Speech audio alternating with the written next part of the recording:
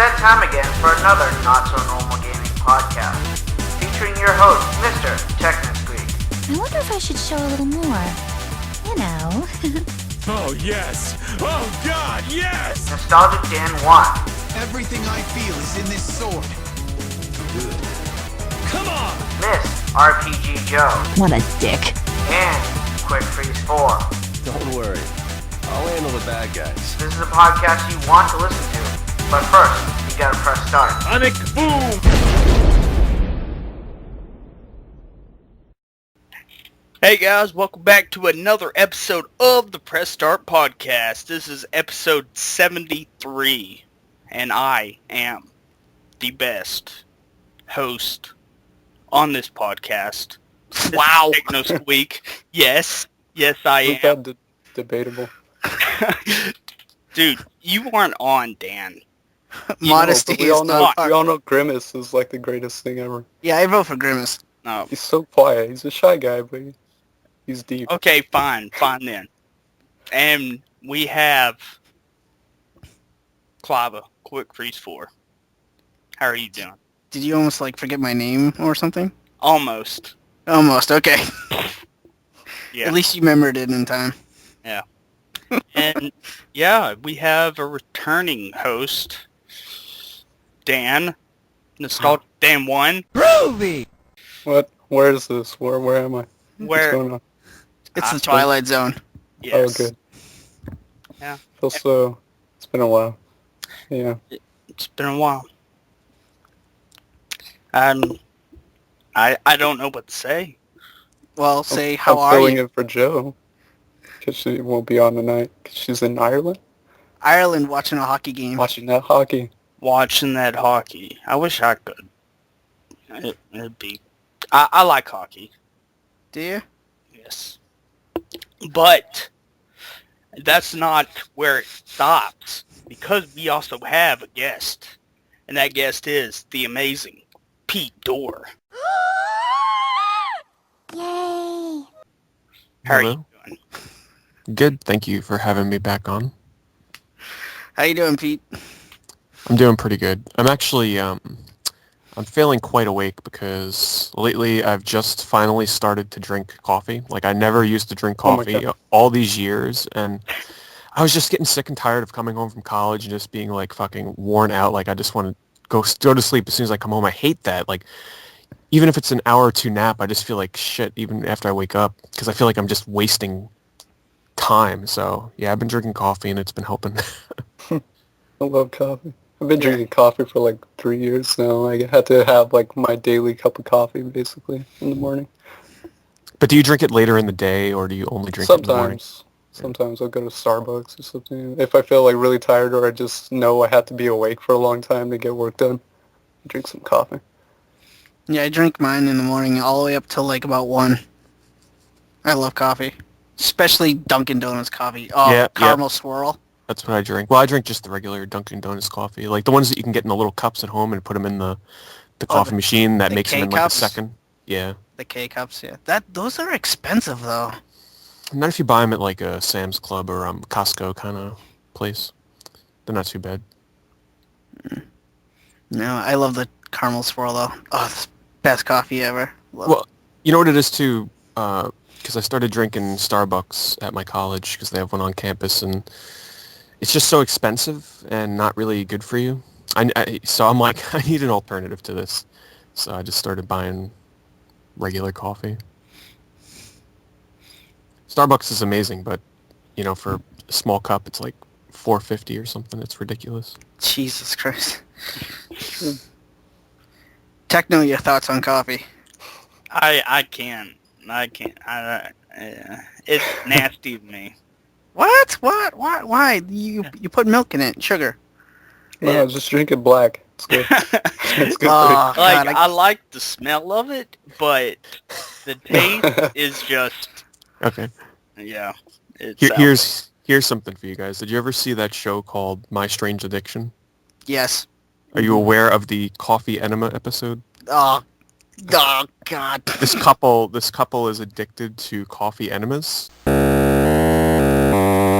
They do 10 a day. That's gross. Just go to YouTube, Yum. My Strange Addiction Coffee Enemas. Check it out. That's something Techno could get into. Yeah, if you...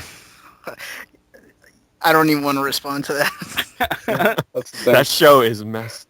Oh my god, that show. This is a girl that eats cigarette ashes and clay pots. What else? Someone that eats their cat's hair. Yeah, So I've she'll heard like about pick that the one. hair out and like just eat the hair. Gosh, what? Oh, someone else that eats rocks.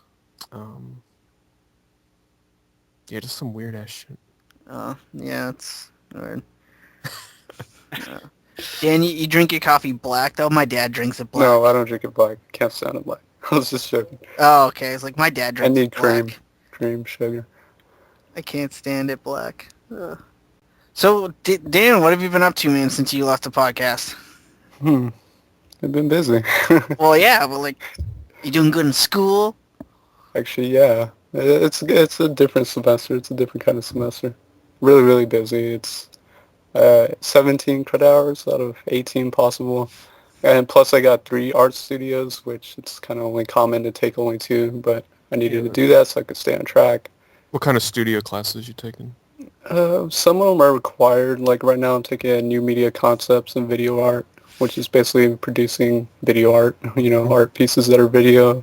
Animation, I do a lot of animation because I want to do that in the future. So I'm taking animation motion studies, work a lot with Maya, and what is it? Intermedia studio, which honestly in that one we don't really do anything. We just basically talk around like a small table and just talk about the weirdest shit possible. It's bizarre. But So we can look forward to some animated like Press Start podcast intros for the YouTube channel or something. That would be good practice. I wish I knew how to use that kind of stuff, but yeah, I don't have the time to learn that. Especially Maya, like that looks pretty crazy to learn. Is it fairly easy, or would you say it's definitely a pretty complex program? it's a little bit both. Like I say, it's easy if you want to get into it, but if you want to know like the ins and outs of it and produce some really amazing stuff, you really have to know the complicated stuff. And it gets really complicated too if you want to start doing some insane textures and stuff like that and lighting, and it's crazy. But I've made some really cool stuff in that. It's awesome, yeah. But that's basically it. I mean, I've been doing a lot of college stuff, been really busy. My spring break's almost over, sadly. It felt good, if only for a week, to just not be stressed out and not have anything to worry about for a little bit. But, yeah. Mine just started. Looking forward to it. Yeah.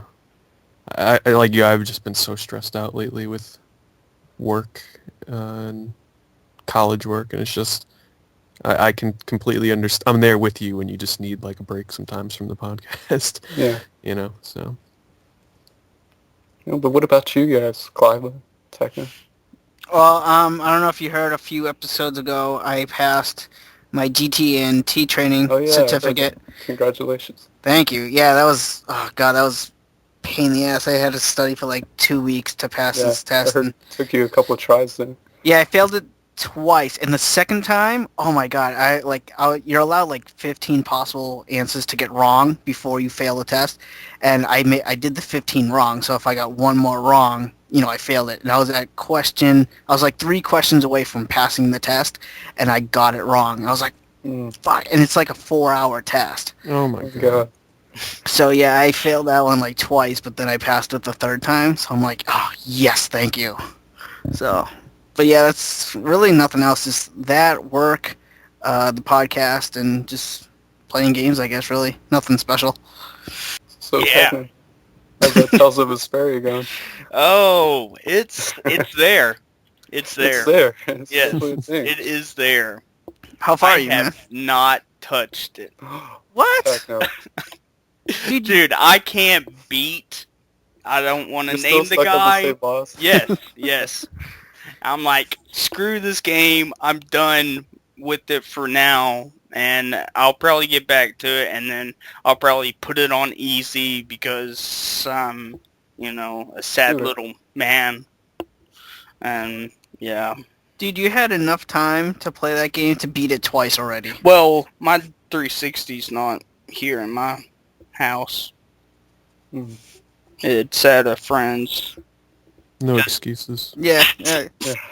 We're kind of disappointed in you, man. Ah, Come on, I beat all the campaigns in Sonic 2006 I don't know why. because that was the that? deal. That was the deal. I don't know how you persevered through, like, because I remember playing it. I never finished it myself, but when I got to the levels with Silver, where it had some, like, really crazy platforming sections, like, I don't know how you got through that, honestly. Silver was kind of hard. Sonic was actually the coolest one. I thought. I don't know. I like the game. Like, I know it's a, like, really, really bad game, but I actually really did like the game. Mainly, Some of the mainly Sonic the levels are story. amazing. Yeah, maybe the story and the characters I like the most. The camera and the gameplay, yeah, that kind of sucked. I will give you that. But yeah, if you just persevere through it, it's not a bad game. And I beat it for Techno. And he's not gonna return the favor. You gotta beat it. Tell Sevilla is coming out soon. Gotta play that. You know what was hard though? Going back to the Sonic 2006 was the final campaign. That was the bitch level because you have to play through all 7 characters on basically like you can't save between each level, so you have to go from level to level and just beat it right through. But you couldn't save in between it like you could the other campaigns. That was a pain. Suggest you try it. Never. You're not a fan, Techno. No, Not a fan. No. You're not a fan. I've tried it, okay? I rented it back whenever it first released. I was You like, should own it. what is this? You should own it. No, I shouldn't. I think if you're a Sega fan, you should have all the Sonic games, even the good and the bad. No. Never. That's That's why I got rid of Shadow the Hedgehog. Yeah, I've never bought that. Or Why, is that a bad game? Yeah. Well, it's better than 06. Because I have Shadow the Hedgehog, but I've never played it. Well, what'd you get it on? GameCube? Okay. See, PS2 Sonic games suck because they just aren't, like, it's like the frame rate drops and just a bunch of technical stuff that, you know, like the others, like the GameCube version is way better. So don't buy Sonic games on PS2. That's all I'm saying. Okay, well, I have most of them on the GameCube, so I'm all good. Okay. There you go. So, Pete, you getting ready for PAX? I am. I'm just excited to have a nice break and a vacation for once because it's just been nonstop. So I always look forward to going to PAX East. I'm a little worried this year though because I don't know, like I really don't know what to expect this year in terms of games because we're at the end of the generation. They're not going to have like playable PS4 stuff, obviously, and it's mostly just going to be like a lot of indie games, which isn't necessarily a bad thing. But I'm just like worried that this could potentially be one of like not to say the worst, but one of the most like unimpressive PAXs, just from the fact that there's not going to be many like blockbuster games to check out. Yeah, I'm trying to think what games would be. I would think playable The Last of Us most likely, I would imagine. I'm thinking more like Luigi's Mansion. Yeah. Of course, that will be out by the time PAX is going on. So okay, never mind. I can't think of anything really. Maybe Injustice: Gods Among Us. Yeah, well, that had a presence at Comic-Con, so it will definitely be there. I definitely want to play that. I really do. I know. Well, I looked at the floor plan really briefly. I know Ubisoft has like 2 huge booth spaces. So what the hell are they coming out with? Let's see. Wouldn't it be the new Rayman game? Don't even get me started with this. Yeah, I'll be there with my picket sign and pitchfork ready to go. I don't think that's going to be interesting if they have that there playable. Here's our new demo exclusive to PAX East. It's like, give us the fucking game. And they release it, or the demo is for the Wii U. Wii U version. Just, you know, just to piss off, yeah. Oh, maybe Assassin's Creed 3. It probably won't be playable, but they're probably going to pull that stuff where they let everybody into a a booth to just watch a video of the game. The new Gears of War, but that'll be out. Did you say Assassin's Creed 3 or 4? I mean, yeah, 4. Okay, I was like, wait a minute. Maybe BioShock will be there, but that's coming out right around the same time. Yes. See, that's the problem. Everything's coming out or will be out by the time PAX happens. So, There's a new Dead Island expansion. Like I don't know. It's just see, that's what I mean. I'm just looking at the 360 release list for now.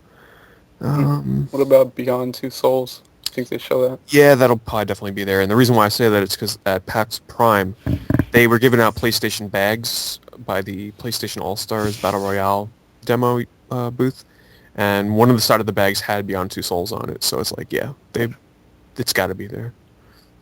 what about The Last of Us? Yeah, that would probably be there too. I really hope they show some, like, they have some Vita stuff. I swear, they better. Well, they're 100% probably gonna have Soul Sacrifice because once again at Comic-Con, New York Comic-Con last year, they had a demo for that there. There were only 2 of them, and the demo was like a half an hour. They'll probably have a demo for Muramasa if they have anything else there, maybe. There's not much to show off for the Vita because most of the games that are coming out are... That's it. Soul Sacrifice, Dead or Alive 5 will come out before PAX. Yeah, that's like the 19th, isn't it? Yeah. I'm tempted to buy it just to have something new for my Vita, honestly, even though I'm not really in the fighting games, but... I pre-ordered that already. I love Dead or Alive, even though it didn't get great reviews when it came out on the 360. So explain this to me. Did you know what the difference is between this and the console versions? It's Plus, so I don't know what the hell that entails. Honestly, I didn't really care. I just kind of wanted a Dead or Alive game on the go. Mm-hmm. I didn't really give that much thought or look into it that much. So, I don't know. Probably check Amazon right now. Maybe they'll say it. Let's see, 3DS. The new Pokemon will be there. Mystery Dungeon. Oh, right. Maybe they'll have Devil Soul Hackers there. Shin Megami Tensei. Probably the new Lego City game as well. Maybe Animal Crossing. I don't know. It's going to be an indie year for PAX, honestly. Like, it's the consoles right now. There's not going to be much to get excited about. I'm just looking at the Dead or Alive stuff, and it doesn't seem all that much. Doesn't really say anything different than the console versions. It just says the basic generic stuff, like full cast of DOA fighters at your fingertips with Ryu, Hayabusa, Ane, Bayman, just Christie. Use power blows to trigger danger zones and stage. This is all in the 360 version. So probably all the DLC stuff, whatever DLC they have for it. Yeah. Characters, costumes, stuff like that. Yeah, I have no idea what's on this Plus version. And Wii U, I'm just looking at the list. Resident Evil Revelations, and that's it. So it's mostly going to be 3DS stuff, probably. I mean, fucking Wii U, swear to God. I'm excited. I really am, because Lego City Undercover is actually getting some really good reviews. Because it started off like the first review that was leaked was from Edge, and they gave it like a 5 out of 10. I know you guys mentioned that on the last episode. Joe brought that up. Mm-hmm. But the reviews now are like 9 out of 10, like a lot of good reviews. So finally, a new goddamn game for the Wii U 4 months later. Takes a while. Jesus Christ. And that and Monster Hunter. The Monster Hunter 3 demo, though, I would agree. Even the Wii U version it was terrible. Even though I know how Monster Hunter works, that demo was one of the worst demos I've ever played. Just the way they introduce you to the game. Essentially, people that have never played a Monster Hunter game before, that will turn them away from that series. Well, honestly. What do you do in the demo? In the Wii U version, at least, I didn't play the 3DS one, they just drop you into the game. They don't give you a tutorial or nothing. They just give you 2 scenarios where you can either kill like this big dragon thing, I think, or like this other like bear creature. They just drop you into the game world and they're just like, go kill this thing. Okay, that's exactly the 3DS demo.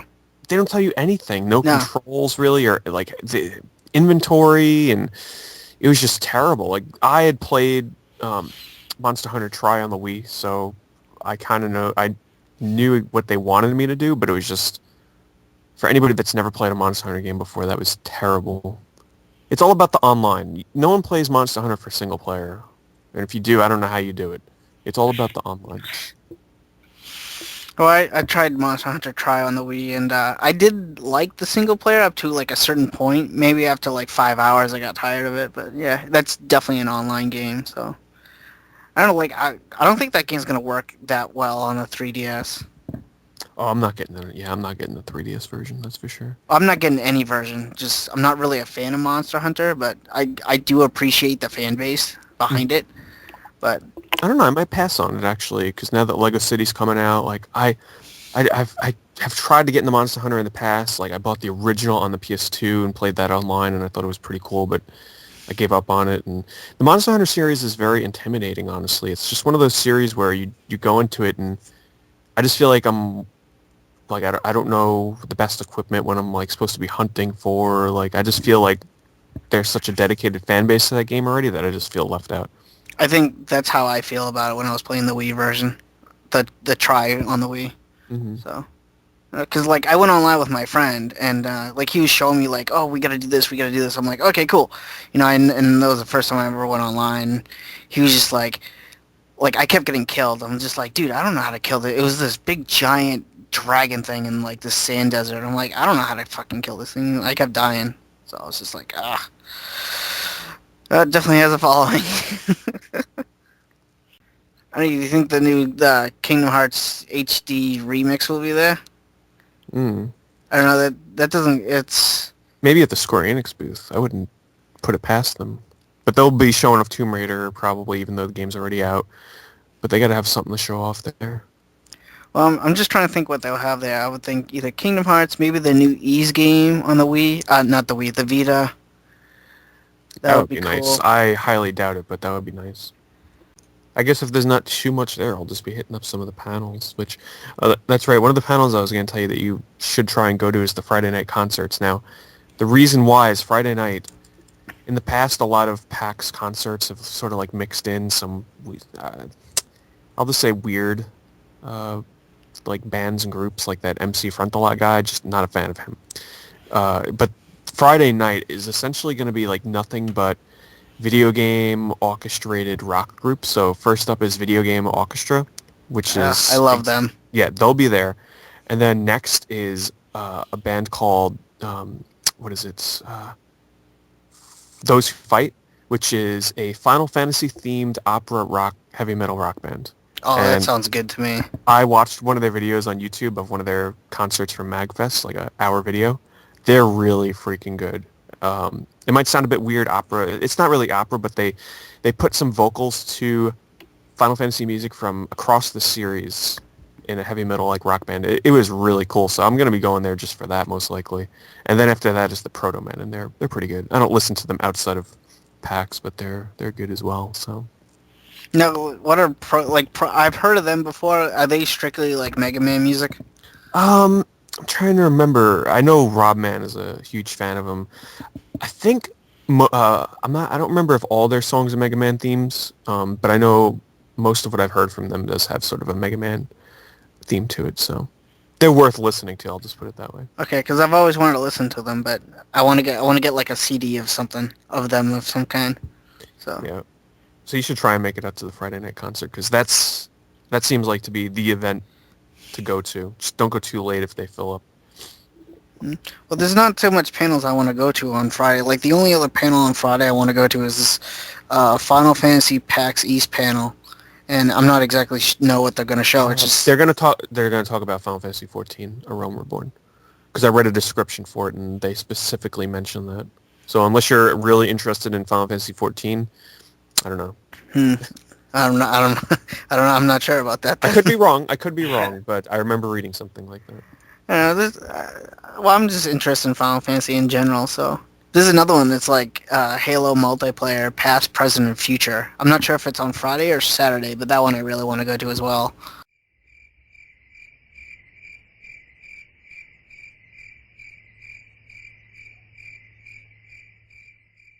I actually had fun with Halo 3 online a long time ago. I played it for a little bit and it was extremely fun. Yeah. But then you get the idiot, dumbass, 14-year-olds and all that talking shit, and it's like, oh, okay, that's enough.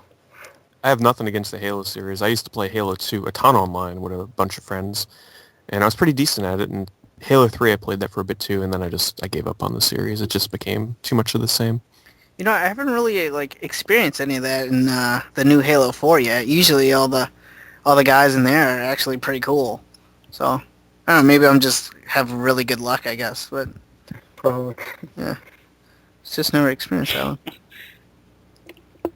I still really want to play Halo 4 for the campaign, though, because the video I've watched of that game, the campaign looks fantastic. Dude, the graphics in the campaign are so amazing. They're so good. And I like how it has sort of a more, from the environments that I've watched, it seems like a more organic kind of game where there's a lot more variety to the environments. There's a lot more outdoor environments. I kind of like that more than the mundane, indoor, like industrial places that I felt like I was going through a lot in the past games. But there are some of those, but they're towards the end of the game. I don't want to spoil anything for you, but there are in there, but they're near the end. So Yeah. I mean, even if you said something, I doubt you'd spoil the story, because at this point, I don't know what the hell's going on in that series, so... oh, okay. All right. But don't spoil it for anybody else, 'cause Okay. I'm sure they'll be mad. Techno, thoughts on Halo? It's alright. You son of a... That was in depth. We want you to share your wisdom on Halo. Well, I played one, like, religiously, and I wasn't a big fan of 2. For some reason, I don't know. Like, I forget, Arbiter, I think the guy. Yeah, Arbiter. Yeah. Yeah. I liked him. He was cool, you know. New character to play as. Even though you don't really get to really see him when you're playing. But, I mean, you see him in the cutscenes, just, you know, since it's first person, you just see his hand. But, anyways, yeah. And I did buy Halo 3 at launch, you know, because everyone's like, oh my god, it's going to be amazing. Oh, you better get it. And I got it, and then I played it, and I was like, okay, whatever. So I fell into the same hype train with Halo 2, 3, and Reach. Like, I was there day one, like, waiting in line for that. Not waiting in line, but, like, as soon as that store opened, I was in there to buy it, and I'm done with that. Like, I've moved on from the Halo series. And Call of Duty, like, just first-person shooters in general. Not that I hate them, but I just need a break, and the one game that could have broke that spell for me was Far Cry 3, and I couldn't even get into that, so I need to take an extended break still. yeah, I actually went to my town's GameStop's midnight launch party for Halo 3 because my friends were like, hey, come on, let's go buy it. I was like, sure, whatever. Actually, that's a question for you guys. Have you ever gone to any midnight launch parties for a specific game? Yes, I have. Which would be Halo 4. Yeah. I went for it wasn't like a party, but it was the first game I actually went to for midnight for, and that was for Final Fantasy 12. And I went to GameStop to pick that up and played that for a few hours before school the next day, and it was worth it. I really want, because don't forget, Final Fantasy 12, the last time we had our hands on a true Final Fantasy was Final Fantasy 10, so it had been a really long time since at the last Final Fantasy, so I was like rearing to go for that game. Besides that though, I'm trying to think of another midnight, I know, Skyrim, of course. Fucking midnight, that shit. I could not wait another second for that game. Yeah. Other than Halo 3, Super Smash Brothers Brawl. I went to a midnight thing for that one. Oh no, what's the one on the Wii? Brawl or Melee? Brawl. Oh yeah, Brawl's the one I went to, yeah. Yeah. And, like, I am a huge Melee player. Like, I played the crap out of that game. I don't even own it I own it, but it doesn't play anymore because I played it so much. So, yeah, I have to buy me a new, disc. I never did too many midnight releases. I don't know. Maybe it's because of the type of games I'm into. It's like I feel like if I went to the midnight launch for any of the games I wanted to pick up, I'd be the only person there or something. Yeah, midnight for Etrian Odyssey 4. I can't wait. Let's do this. Dude, I've done here right now. I've done that. I think the game was like Saints Row the. No, what was what's the newest one? Was it Max Payne or? I think it was Max Payne. Yeah, Saints Row the Third or something. It was one of those like gangster games, and like everyone was getting that game, and I went there and I bought like not like a fighter, but just it was like it was a Spider-Man game. I went there and I bought a Spider-Man game. Everyone else was buying. You should have cosplayed as Spider-Man and be like, "What the fuck are you doing?" It's like, you guys aren't here for the new Spider-Man game. Because I remember they were having like they had like this trivia game. They brought pizza and they had soda and like they like a full blown party, for like good 2 hours, and everyone was in line for the game. And I showed up and I was like fifth in line. I'm like, yeah, do you have? I think it was Spider-Man: Edge of Time, and they're like, why do you want that? It's like, because I want the game. It was so funny. I just got all these weird looks. It was great. For a system, I've only did the Wii so far. Yeah, same here. It was a good time though. Waiting in line, I was like towards the front of the line. We played a lot of Mario Kart DS because it was one of those where you only need like one card to play and everyone else downloaded copies so you can play. It was really fun. Yeah.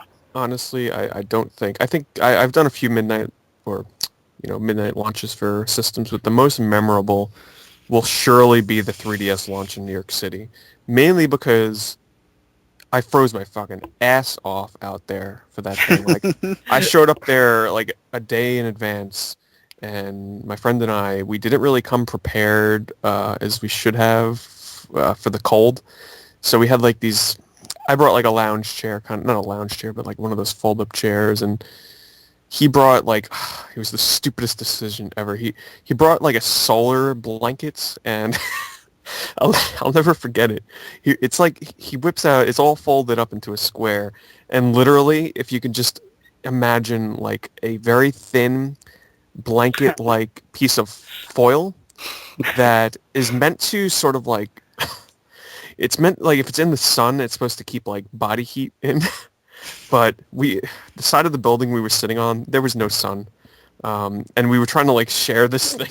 We looked so goddamn ridiculous. It honestly looked like we had, like, a foil, like, a big sheet of, like, foil, like, wrapped around us trying to keep the heat in. And it did not work at all. I mean, if you search my YouTube channel for 3DS launch or something like that, I kind of cataloged it in the beginning of the video a little bit, like us being almost the only ones in line, like just freezing our asses off with this solar blanket. It was brutal. Like, it was really freaking cold. But it was worth it. It was a really fun event because you would think they did the midnight launch at Nintendo World, but they did it at Best Buy in New York City, and they had a lot going on there during the day. A lot of events and stuff. God, my 3DS launch was like sad. It was just like me and one other guy outside GameStop. That was it. No line whatsoever. Yeah, when I went for the PSP launch, I went there in the morning. I didn't do like overnight because I don't think there was anybody there overnight, but you would think the launch of a new system, like the day the place opens at Best Buy, like there'd be people there, but I was like the only person. Same thing with the DS. Didn't you also go to the GameCube launch? Yeah, that was my first sort of like, not midnight, but first time ever waiting in line for a new system on day one. It was a very uneventful line. It was me, a couple of the employees at KB Toys, and like a mom and a couple of moms and stuff. It was fun though, I'll just say. It was kind of fun to wait. It wasn't too long of a wait, maybe a few hours. Here's a question. For the PlayStation 4, do you think there's going to be a lot of people lining up for that for midnight? Yes. Because they're going to sell out of pre-orders like with the Wii U. Except this time the pre-orders are actually going to matter because people are going to want the PS4 much more so than the Wii U when it first launched, because the PS4 is actually going to have some games, that people want to play when it comes out. So, and people, the Sony fanboys, I mean, honestly, they'll be out there regardless to buy that thing, and the scalpers will be out there. They might be a bit more hesitant though after seeing what happened with the Wii U, but I'm going to try honestly and just pre-order mine, because it's getting to that point now where I don't have the time to like wait in line for over a day anymore. So if I can't get my pre-order, then I'll be on that line. So be it, But back then, like with the GameCube and like PSP and all that, stores weren't doing pre-orders for systems. It literally was first come first serve. But now with Amazon and GameStop pre-orders online, it's like there's almost no point to camp out unless they sell out. Yeah. That's true. Because that's why we're in line for the Wii, is because it was first come, first served. They told us, like, the Walmart was going to have, like, 20 units only, so if your cutoff's at 20, and those of you in 20 and less are going to get one. Yeah. So. I think that's how much my Walmart got, and I was number 17. I think I was the same number. Yeah, like, you can put, like, a name for your system on the Wii, and I put Wii 17, so I'll always remember. I remember it was, like, still, like, 9 to 10 months after that released, and it was still hard to find. Yeah. For a while. Didn't it, like, no one had one, like, unless, you pre-ordered it till, like, the next year in January, because Christmas was, like, there was nothing for people. Yeah, it's crazy. Yeah. Yeah, like the way I got my Wii, it was so funny. Like, I was just like at home doing nothing, and my buddy calls me up, and he lives like a good hour and a half away from me, and he calls me up. He's like, "Dude, I'm at GameStop, and they have like 3 Wiis." I'm like, "No shit, really?" He's like, "Yeah, they have like if you come down right now, you can get one." I'm gonna stay in the store and I'll wait for you and make sure they don't sell it. I'm like, okay, if I drive an hour and a half and they don't have it, I'm seriously gonna be mad at you. And he's like, "No, I'm right here with the employee, and he's gonna hold it for me as long as I stay in the store." I'm like, "All right, stay there. I'll be down there in an hour and a half." And I literally drove an hour and a half to this GameStop and got my Wii. And I was just like, "Oh my god, I finally have this thing." And I bought it, and I didn't even have enough money for a game, so my friend had to let me borrow Twilight Princess. But yeah, those things were so hard to find. Yeah. I'm thinking of picking up one of the Wii Minis that's coming out in Europe or the UK finally, because previously it had only come out in, what was it, Australia, I think? No, Canada. Canada, Yeah, right, Canada. And that would not work with, because I have a couple of UK PAL Wii games. I have the Pandora's Tower limited edition. Don't get me started on that shit with that red Wii. And then I also have, actually the one game that, because the only exclusive PAL Wii game I have right now that I'd really, really want to play is the Trace Memory game, Another Code R. It only came out PAL region on the Wii. It's the sequel to Trace Memory on the DS.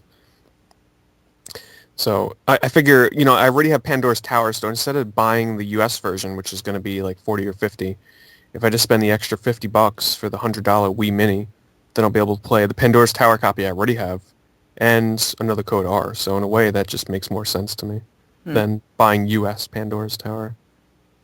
Yeah, I want to get Pandora's Tower, because it just makes sense. I got the first 2, so I want to complete the trilogy.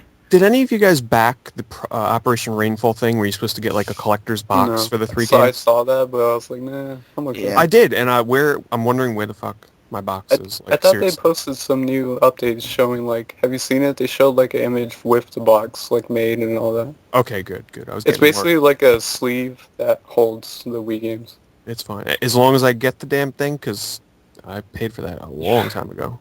How much was it? Like 10 or something? It was like $10. I mean, you're supporting the cause, but still, I just want to make sure I'm not getting ripped off. When are you supposed to get it? I don't think they gave a date, but Oh, you know, when they put that up, it was before I think even Last Story was announced. So Yeah, I remember Holly Dog My Lens telling me about that, but yeah, like Dan, I wasn't really interested in the box. So I mean, it ends up that after all that, most of what is it? The Last Story, when you open that up, I forget the collector's edition. That comes in its own Wii case, right? I think. yeah, it opens up like a book. Uh-huh. Yeah, and then the Wii case is inside with the game. So I guess this means now you'd have to take that out of the collector's box and put it in the. It's kind of weird, but. No, I kind of like it the way it is right now, so I'm good. Last Story was a really good game.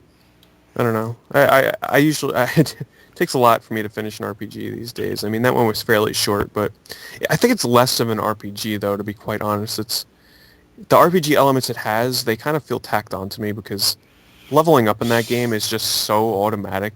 It's almost pointless. Like you really don't learn any moves or anything. To me, it's more of just like an action adventure game. Yeah. With just a sort of the look and feel tacked on of RPG elements. Not a bad thing by any means. I actually really enjoy the gameplay in that game. But I seem to like that one a little bit more than Xenoblade. Oh, not me. I love Xenoblade. 80 hours well spent. I think that's why I liked it more, because it was so good. It was shorter. I like the characters a little bit better. I don't know. The characters are good. The characters are a great part of the last story, and the storytelling and the environment is really cool. Like, I dicked around so much with the damn prank bananas and shit. Like, I was like, oh my god, this is so funny. Or, like, I sneak up behind, like, a guy that I had to talk to and shoot a prank banana at him, and he'd actually fall. Or you could, like, knock down, like, buckets of oranges or apples, and you can watch people trip. It was hilarious. There's a lot of stuff to do. And you can also do, like, the dating thing, where, like, you can have, like, I think it's like 8 to 10 women like follow you around in this bar that you go to. I did that. Pretty hilarious. I don't think I did that. That sounds funny. Neither did I. Hilarious. It was awesome because like you had to like answer the questions right in order for them to be interested in you. But it was hilarious because every time you go into the bar, all the women go crazy over Zell. It's pretty funny. But yeah, Xenoblade was awesome. I mean, the first part of it is good. Like, it's like a really good, great RPG in the beginning, but it's really the second half. I know you keep mentioning that second half. Good. Oh, it gets I so haven't good gotten past there this yet. point. I have a feeling I know what happens, but I spent so much time in the first half that I just got burnt out and then just stopped. Yeah, and same here. I went back for my top 10 games of 2012, like just to because originally I wasn't going to put that on my list because I didn't feel right because it had been so long since I played it, but I don't know, even though I never finished it, just the time I had spent in that game was just too good not to include it, even though I haven't gotten to like that pivotal moment. Where I am right now, though, I met, I'm trying to remember, I met like this elf girl kind of, and we went to a big city. I'm trying to remember. Okay. It's shortly after, I forget the name of the area where you sort of warp around. RC. Yeah. After you're done warping around there and fixing the gates there and stuff, it's shortly after that. You go to this really big city, and they hold you in this room originally. I'm trying to remember. Oh, I know where you are. Yeah, You know what I'm talking about, right? Yeah, I know where you are. Do you know, like, how close I am to the big plot twist by chance? I would say, for me, the plot twist took a while. I would say it was a good 45 to 50 hours in. But it's really obvious when it happens, like, okay, this is kind of where the second half starts. But it gets really good. The combat gets so much better. The story takes a weird twist where it goes kind of to an unexpected place. But I find it very difficult to get back into because of the whole like town building mechanic. Like I have no, because I didn't really fool around too much with that, to be quite honest, and I have no idea what I'm supposed to be doing with that. You don't really have to do anything with that because that's kind of just like a side diversion. If you want to do that, like it's not really required. I did it and it was fun, but it's not like a pivotal thing. It's just like if in your free time, if you want to do this, you can build this town. Okay. Yeah, maybe one day I'll go back to it. I mean, that's such a wonderful game. I feel bad for never finishing it, but that always happens. Like, I'll get so caught up in an RPG and I'll try and do so much in it, and then I just get burnt out and just never go back. because I got burnt out originally with Xenoblade. I got like 40 hours in. I took a break for like a month. I think I played like Lost Odyssey during that time. Then I Another came back great to game. it. I came back to it and I just powered through it because it was like I got completely hooked again. Like it was a fresh start or something. I think for my spring break when I'm home, when I'm not in PAX, I really need to get back to Ni no Kuni, honestly, because I'm not going to lie, I haven't played it in over a month. I played it non-stop when I first got it because I'm like, all right, school starts in like 5 days.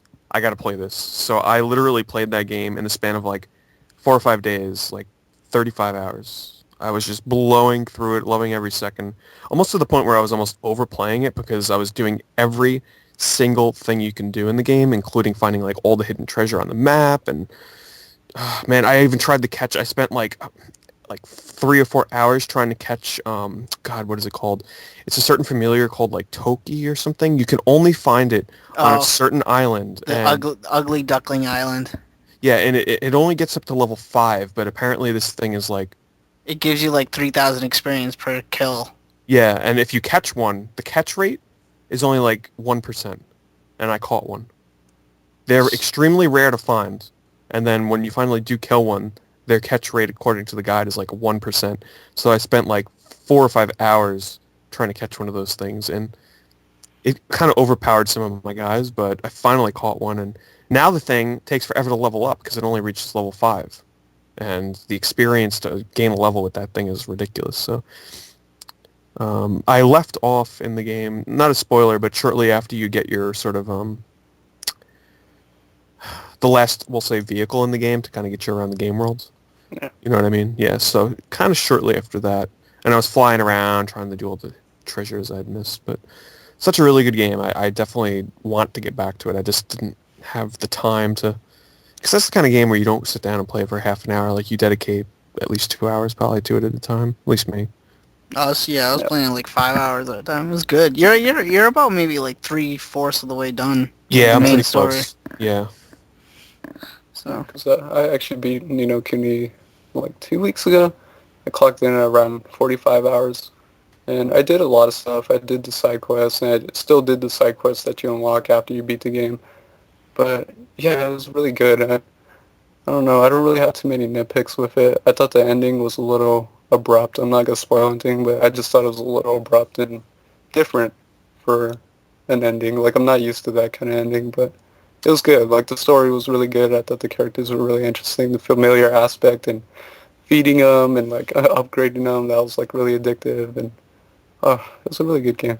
I really enjoyed the familiar aspect mainly because I find myself in games like Pokemon, like, I want to build an optimal team that sort of, you know, I don't want to mess up my team, essentially. But in this game, I kind of just approached it like whatever. I'm using whatever familiars that I think look cool or, you know, that kind of thing. And I didn't get caught up in checking GameFAQs message board and seeing which is the best one to use. The only time I ever did that was I wanted a good tank character, so I kind of caught one of the bighorns, which are one of the best familiars you can catch early in the game. So that's a tip for anybody. It's like this Indian-looking familiar with like 2 big horns for arms.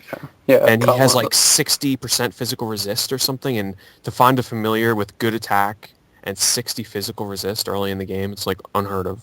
So the only complaint I would have would be I just want more cutscenes, more animated cutscenes. Yeah, and I felt Yeah, that they way. weren't... Yeah. Like the beginning of the game kind of leads you on to believe like, oh my god, this is Exactly. like a Studio Ghibli movie, and then all of a sudden they just stop with the Exactly. cutscenes. Not a bad thing, but it's just like it wants you wanting more of them. And the story, you know, the beginning of the game, the first 5 or 8 hours, the story is like phenomenal. And then all of a sudden it kind of like drops off. In my opinion, like it didn't quite keep my attention story-wise, and it still really hasn't. I don't know, maybe it's just me, but like I don't think there's enough interesting story moments. Like it just seems pretty straightforward for the most part from where I'm up to right now. It's a good story, but it's not like on the level of epic sweeping RPG story. Yeah, it's not there. That's kind of to be given to, because I mean, if you look at it, it's E10. It's kind of meant for a little bit younger audience. That's why throughout the story, I was like, man, it really feels like they're emphasizing like values, you know, like friendship, family and stuff like that. And I'm like, okay, you know, kind of like a Studio Ghibli movie. It's like, it's meant for a younger audience, but it's meant to be also enjoyable by an older audience who can kind of contextualize everything that's in it. But yeah, there's kind of a little bit of a, I don't know, like a just kind of flat point there in the middle, and then I think it kind of like peaks up towards the end. Dan, I gotta ask you, like, when you were playing the games, were there like certain moments that you kind of like, you kind of guessed what was gonna happen next, like? Yeah. Or and I was like, most likely right. I was like, oh, this is probably gonna happen. yeah, because I noticed that, like, because I felt the same way as you, Pete. Like, I was playing the game fantastic at the beginning, and then, yeah, it kind of drops, and then, like, I kind of was like, I don't know if I want to play Ni no Kuni, but then something happens that kind of twisted it. It's, like, got me interested. But there were some of those moments where, like, okay, I think this is going to happen, or I think you are, you know, have a connection with this person, you know, like, I kind of got it right, and in some moments I was kind of wrong, and the wrong moments were really drew me in because I was like, oh, I totally didn't think that was going to happen. But there were some that I guess spot on, yeah, which is typical, I guess. So. Well, soundtrack is amazing. I mean, just having a whole game orchestrated by the Tokyo Philharmonics. Oh my God. Yeah, one of the best Fantastic. soundtracks I've heard in an RPG. Especially that, I loved how when you first start playing the game, the battle theme is sort of like soft and like, okay, this doesn't really fit with an RPG battle theme. And then when you get to like a certain point early on, they change the tempo of the battle theme, and it's like, damn, that's amazing. Yeah. Cliva, I'm not gonna, like, I don't want to spoil it, but you get some good spells later on, and I don't know, I found like the spells I got later on, I was spamming them quite a bit, and I found myself having a really easy time with bosses because, like, I knew this move was a little bit OP, maybe, like, probably, but as long as I had enough, like, coffee to, like, restore my, like, magic power. It's all about the expressos, yeah. Yeah, as long as I had enough coffee and I kept spamming that move, I felt like completely unthreatened by like every fight towards the later end, and it worked. I mean, but I still had fun doing it, and every now and then I'd kind of have to change up my tactics. But yeah. Now, did you try to go after every spell in the game? No, not really, because then again, like once you get the spell, basically I'll call it the spell. Once you get the spell, I found kind of all the other spells useless for me because I didn't really use them too much unless they have like a vulnerability to it, which was really rare that they did. Yeah, because I'm only asking because I was at the very end of the game, and again, I don't want to spoil anything, but I was at the very end of the game, and if you do this, this is your own damn fault, but I looked in the guide, and they suggested what you should have for the final battle, and they suggested something that you should get, and it took me about like 5 or 6 hours to get. And once I did get it, I was so happy I got it because it made the final battle so much easier. Again, you guys, if you want to go look in the strategy guide, know what I'm talking about, go for it. It's your own damn fault if you spoil anything for yourself. I'm just saying that right now. Yeah, like having the book is kind of like having a spoiler in itself too, because it's like, oh, I can just flip through and see exactly what spell I'm gonna get like towards the later part or what the best items are later on. And that's why I actually never really looked at the book when I had it. I'm like, but now like I beat the game, it's like, oh, I'm kind of flipping through it more in depth and seeing everything. You know what? The only thing I really used the strategy guide for, I had the book and the strategy guide. So I guess I'm going to refer to the strategy guide as the big white one. And the only thing I use that for is like when your familiars are ready to evolve for a second time, you actually had a choice, like which one.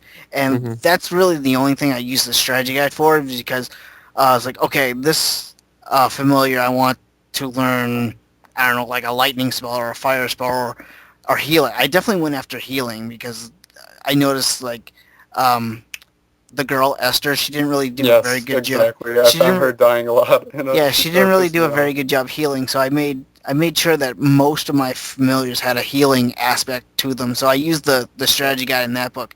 The Wizard's Continuum, I didn't really use that often. You know, I kind of just used that as a reference guide when they said like, oh, you can read about this story to learn more about this character. That's what I used the Wizard's Continuum for, more than an actual strategy guide. But it's cool. I'm glad to have both of them. So, yeah. I saw that the book that comes with the Wizards edition, maybe 2 or 3 weeks ago, going for $100 on eBay. Just the book. Just, oh god, I'll never get rid of my book. Yeah, that is a very awesome collector's edition, I have to say. It's not awesome what ended up happening with that. You know, it's old news now, but, you know, when it comes to creating a collector's edition that is worth the money you pay for it, it's worth it alone just for that book that comes with it. Definitely. I've always found it really cool in limited editions when they actually give you a physical item from the game. I think that's the coolest thing. I don't know. I know like Besides at least. art books and stuff. Yeah, I know like at least 2 people that actually had to go on eBay to buy the Wizards edition of that game, and I didn't ask them how much they paid for it, but yeah, those Quite a bit. like up to 3 to 4, maybe even $500, and actually I got a story to tell too, because Holly, Dog of My Lens, I bought her Wizards edition. I actually got 2 Wizards editions from the Namco store, and the only reason I was able to get 2 is because I did 2 separate transactions, and like I didn't buy both of them in the same transaction, and I got both Wizards editions at the same time, and I mailed her Wizards edition, obviously, because it's hers. And the story that I want to tell is she called me up on the phone, and she was telling me this weird story that happened through customs. They were actually going to charge her or tax her on the Wizards edition for a value of $500. From customs? Yeah, because Ridiculous. this is what I did. Because when I mailed her Wizards edition, she wanted it right away. So like I put it priority, to get her as fast as I could. It ended up that actually took the package longer to get to her because when it went through customs, I didn't know they did this. But if you ship something through like priority through customs, to Canada, they actually open the box. They open the box to see what's inside. And apparently that's what they did. And they saw, I was like, oh, it's the Wizards edition Ni no Kuni. Well, they went on eBay and to see how much this thing was going for. Oh my god. So when they saw this thing was... Holy shit. Yeah, okay. So when they saw this thing was going for $400 or $500, that's why they charged her $400 or $500 in taxes. That's why Damn, they did that. customs is sneaky bastards. I would never think they'd do something like that. And they got to hustle. So what she had to do is she had to show them the receipt of what I paid for the item, which was, the $115. She had to show them the receipt of the PayPal transaction of her paying me for the item. She had to show them her YouTube channel, my YouTube channel, to prove that we actually knew each other and I wasn't just some random guy selling her the item, that I was actually like her friend. So like she had to show them all this stuff and just to prove that she only paid $100 for this item. So she wouldn't get charged she wouldn't get taxed $500. Did you mark it as a gift? I did. See, now here's the secret if you want to get it past customs. If you mark anything, I think below a value of like $18 around there, and you mark it as a gift, I'm almost certain that they won't open it up no matter what. I could be wrong. They might like randomly check things, but generally if you mark something below that value and mark it as a gift, they won't open it up. Well, because I put the value as $100. Basically, I just followed her instructions to the letter because she really wanted it, and she's like, "This is what you do." I was like, "I want you to insure it. I want you to track it. I want you to do priority." And I'm like, "Okay, fine, Holly, whatever you want, I'll do because I know you really want this thing." So I basically just followed her instructions to the letter, and she's like, "Yeah, put down $100 on the customs form because I don't want to lie, because if it lies, it gets shipped back to you or something like that." So I'm like, okay, fine. So that's why I put $100 on the customs form. Something happened one time where Holly tried to send me something that she made, and she put down a value of nothing. And apparently that's bad as well, because for some reason I guess it must have got lost in customs or something happened. I forget. She told me about it, but essentially it never got to me and it never went back to her because she marked it as a value of $0. So never do that either. I think you gotta at least put like $1 of some kind. Because like I just shipped her a whole bunch of like newspapers of Metro and up some candy, and I only paid like $2 for it, so I put like the value of $2, and she got that just fine. So I don't know. It's weird how customs works, really, I guess. Small rant too. Goddamn post office lately has been marking up prices dramatically for international shipping. Like it used to only cost me, like if I was sending a small package of like 1 ounce or 2 ounces to somewhere like the UK, it would only cost maybe $3.50.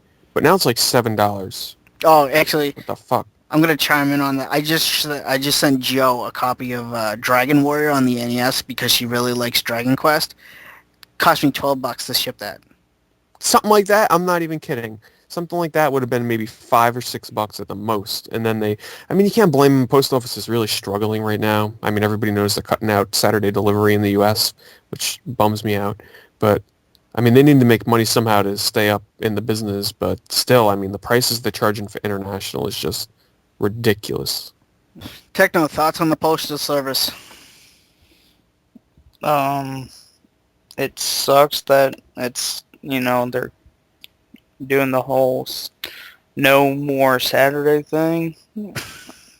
It sucks because I like, waking up on Saturday and then package be there in the mail. I'll be like, awesome, got me a package.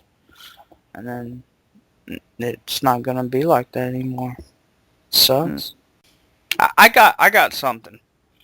What do you guys think of the new YouTube layout? Sucks. Oh my god, It's one of the worst layouts I've ever seen. You're talking about the channel layout, right? Yes. Oh, it's so YouTube one channel. Did they just change it again? Oh, Well, it's not mandatory yet, but yeah. yeah. It's not mandatory yet till I think March. Oh yeah, here it is. It's terrible. Yeah, I get this little thing on the top of my page. Upgrade to the new YouTube channel 1 layout. Click here for the new design. I mean, I always think back to the past when, YouTube introduced the current new layout and everybody was up in arms, like, we hate this, we like the old one. Everybody grew used to this one. I think the new layout is actually really good. I really do like it, with the whole way they have the playlists and the videos on the side and everything. But this new one, it seems very cluttered. There's no personalization to the pages anymore. How everybody could have backgrounds. All that is gone. Yeah. I'm going to lose my cool background with all my characters and stuff, and I'm just going to have a single shitty banner. I mean, it's just confusing, too. It's just poorly laid out. There's a lot of stuff going on the sides. I don't like it. Yeah, I like I don't know if it was the first one, but I always liked the one where you had, you could see who was subscribed to you, and then it showed you your friends, but then off to the left side of the screen you could actually write a small bio, I had all the video game systems I own, and Yeah. the That was one the one previous to this Oh one. yeah. yeah, the one we got now, yes, we have the playlist and the going down the center, and then on the right it shows your favorite channels. That's cool and all, but it doesn't really tell people who I am personally, and I kind of want to say my favorite systems are the NES, the 3DS, blah blah blah. Just give a small bio. But you really can't do that in this one. I know which one you're talking about, the one where it's super customizable. You can customize the colors of the links, the text, Yeah. the opacity of the areas, the different features you had. It's so cool. I remember the old school days when people used to do the transparent backgrounds and integrate that into their layout on their page. Yeah, that was so cool. And those times are gone. It's basically just a banner with some links on it to your Facebook, Twitter, stuff like that. And now they're pushing the whole thing where, hey, make an intro video for your channel that tells unsubscribed people why you should subscribe or what I do. I'm like, hey, Yeah. that's weird. I knew it was coming, though. I saw a long time ago because what's her name, iJustine, had one of the first ones.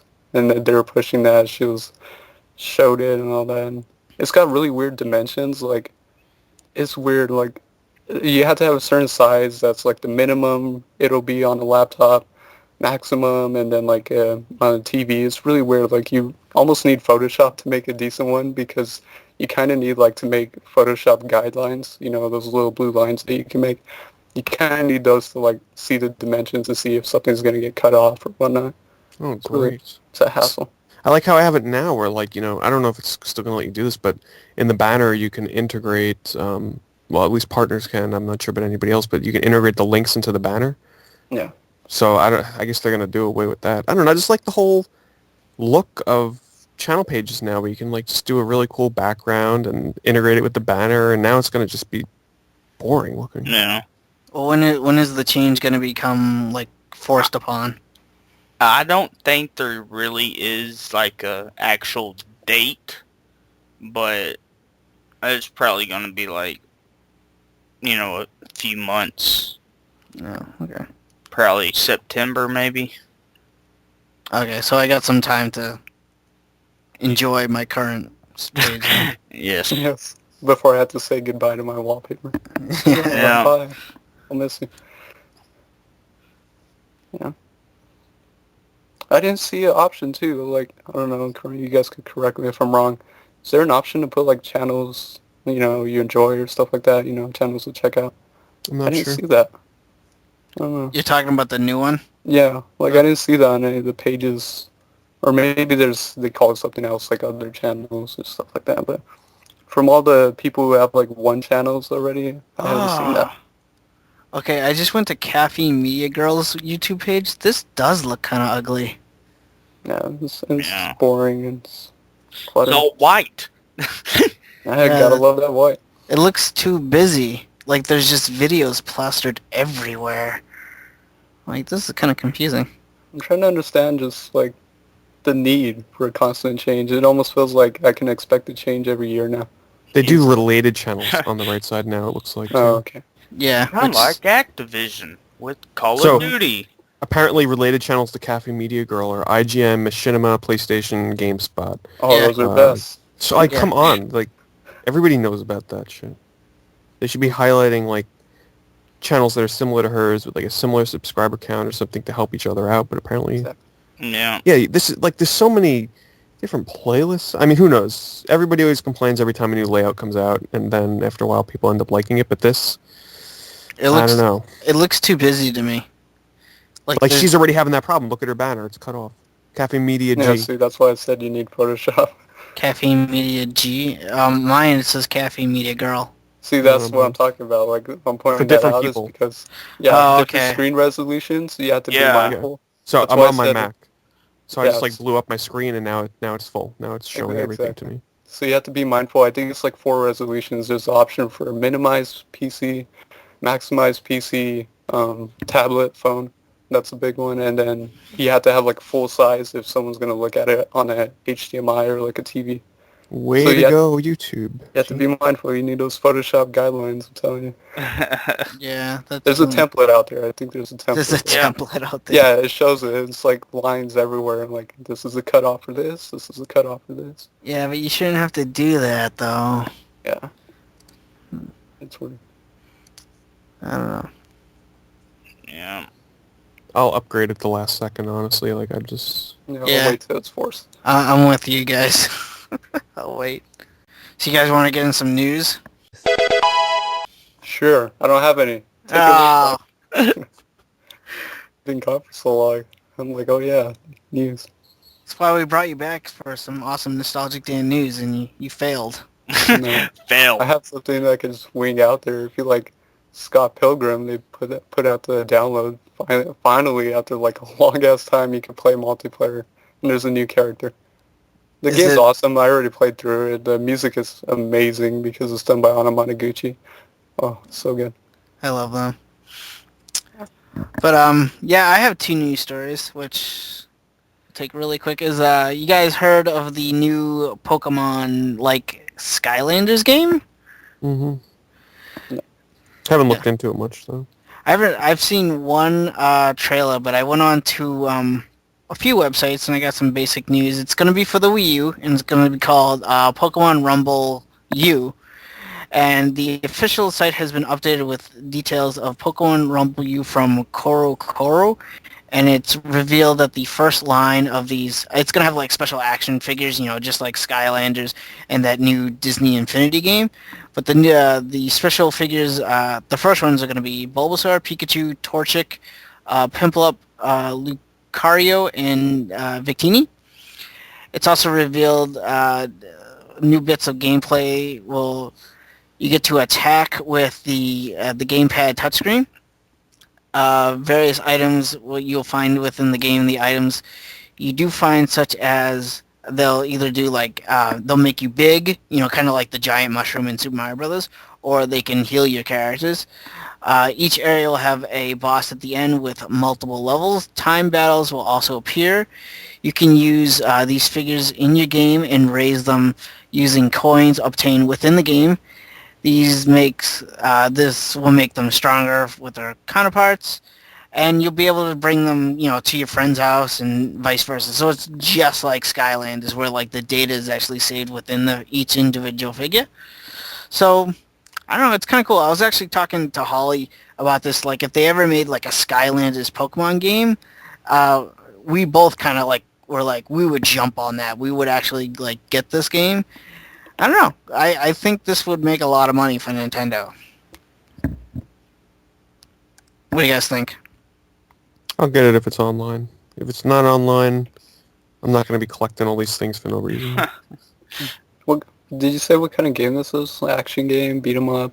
It's well, if you paid the Pokemon Rumble for the 3DS, Something like that. it's something like that. Yeah. What I've seen in the trailers, it looked like a whole bunch of mini games. It's not your typical like RPG Pokemon game. It's nothing like that. So Yeah, of course. I don't know. I would have to see I have Pokemon Rumble for the 3DS, but I haven't actually played it. So I think I actually will play that before this one comes out, just to get a feel of it. I don't know. But I think it's cool if, like, like I said, Holly and I were like wicked excited if they ever made action figures that you could port into your game. So I don't know. I think it's kind of cool, but I don't know. Yeah. Well, they're gonna make a ridiculous amount of money off it. And like what I've seen in the trailer, you don't need like a portal. You actually, Pete is the only one that has a Wii U among us. You know that little square that's underneath the D-pad? Mm-hmm. That's what you put the little figures on to scan them in the game. Interesting. Yeah, so you don't have to buy your own separate portal like you do Skylanders or the Disney Infinity game. So I don't know, like I'm curious about this. I'm kind of excited and I'm kind of curious about it. So I'll take anything on the Wii U, honestly, at this point. So. Well, like this game, if it's good, this might be a system seller for me because I'm a huge Pokemon fan and I actually really do want to get a Wii U, but I just need a reason to get one. So Techno, you better get one so we can play together. Damn it. Yeah, it's not gonna be online though. How do you know that? How much you want to bet? I'm gonna put some money down on the table. $5. All right. It won't be online. Rolling deep. Yeah, rolling deep. I know, right? Rolling deep. It won't be False. online. We'll see. But let's see. I only have one other news story. There's actually two news stories about the same game. Injustice: Gods Among Us. Another character has been revealed. Raven. Do you guys know who Raven is? Yes. Nope. Okay, she's kind of like this dark gothic character who uses kind of like black magic in the DC world, but she's going to be in the game as a new playable character. But the main story I have for you guys is there's going to be DLC for Injustice: Gods Among Us of the Blackest Night. Yep. You heard about this? Yes. Do you know what the Blackest Night is? Isn't it like, it's the lanterns, but they're like zombie type? Yeah, basically this villain named Necron has raised the dead of fallen DC heroes. So you have Earth 2 Superman, you have like the Flash, you have Aquaman, all these different characters. I'm not going to name them all off, but in the actual comics, yes, they were raised from the dead, and they basically became Black Lanterns. But in the real world, I guess you can call them zombies.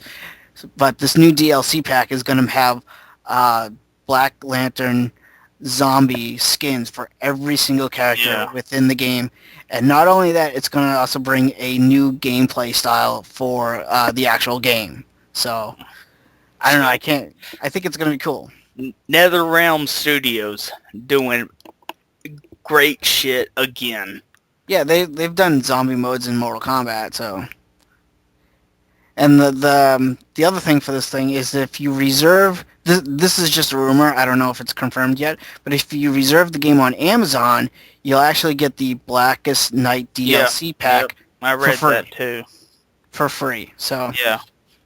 I don't know, this actually makes me want to pre-order the game on Amazon instead of GameStop, so... Yeah.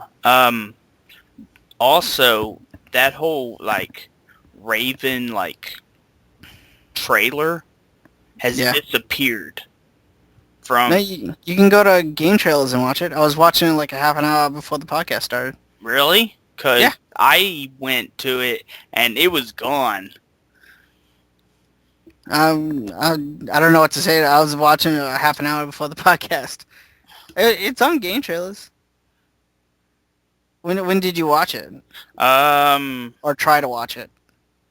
I think Tuesday. Yeah, they might have put it up again or something because like I said, I literally watched it before the podcast. All right. So, but that's all the news stories I have. So, what are you, Techno? I don't know if any of you are Saints Row fans, but I know a lot of people like Saints Row better than Grand Theft Auto because it's a little bit more hilarious because it has different because in the third game you have this purple dildo, which was a big thing, I think, in the trailers. You could beat people with it. But it's getting the fourth game, so it will be coming out August 20th here in North America and August 23rd for everyone else.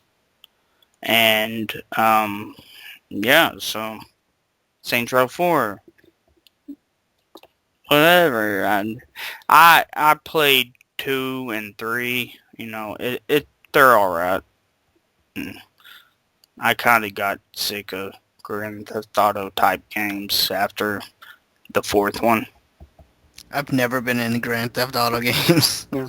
Well, I mean, Saints Row was kind of developed out of the kind of stigma that Grand Theft Auto, as they went along, tried to go for the more, deeper aspect, better story, it's more deep, but in the process, they lost a lot of the charm and fun of the old ones. And Saints Row was like, hey, here's everything you wanted to do in Grand Theft Auto. It could be a complete dick, just stick around. And they take it to the extreme, and that's kind of how that series was born. Yeah. So, because I played Grand Theft Auto 4, I beat it. Yeah, I just thought it was meh. I felt bored, and I was kind of missing that aspect of dicking around. Still, I'm weird. One of my favorites is still Grand Theft Auto 2, back when it was top-down on the PlayStation 1. I love that. It was so much fun, because you could, go around punching people and, fart randomly, and it was hilarious. There's a certain quirkiness to, the top-down ones. See, I never played 1 or 2. Well, I played 1 and 2. Wait, no. I've only played 2. I haven't finished it or whatever. I just played a little bit of it because you can actually download it for free for PC on Rockstar's website. And I played a little bit. I'm going to get it for my Dreamcast because, Grand Theft Auto 3 was my favorite in the series. That's a good one, too. Yeah. Yeah, San Andreas. San Andreas was so quirky. Yeah. I loved it. It was so, they were just completely overdoing the whole West Coast vibe. But the music, the soundtrack kicked so much ass. And CJ was crazy. Yeah. That was a weird one. It was weird how you could be like fat. Yeah, like if he ate a bunch of fast food, he Yeah. eventually get fat and slower. It Yeah. was hilarious. The Clucking Bell. Yeah, I love like all the random names they had. Yeah.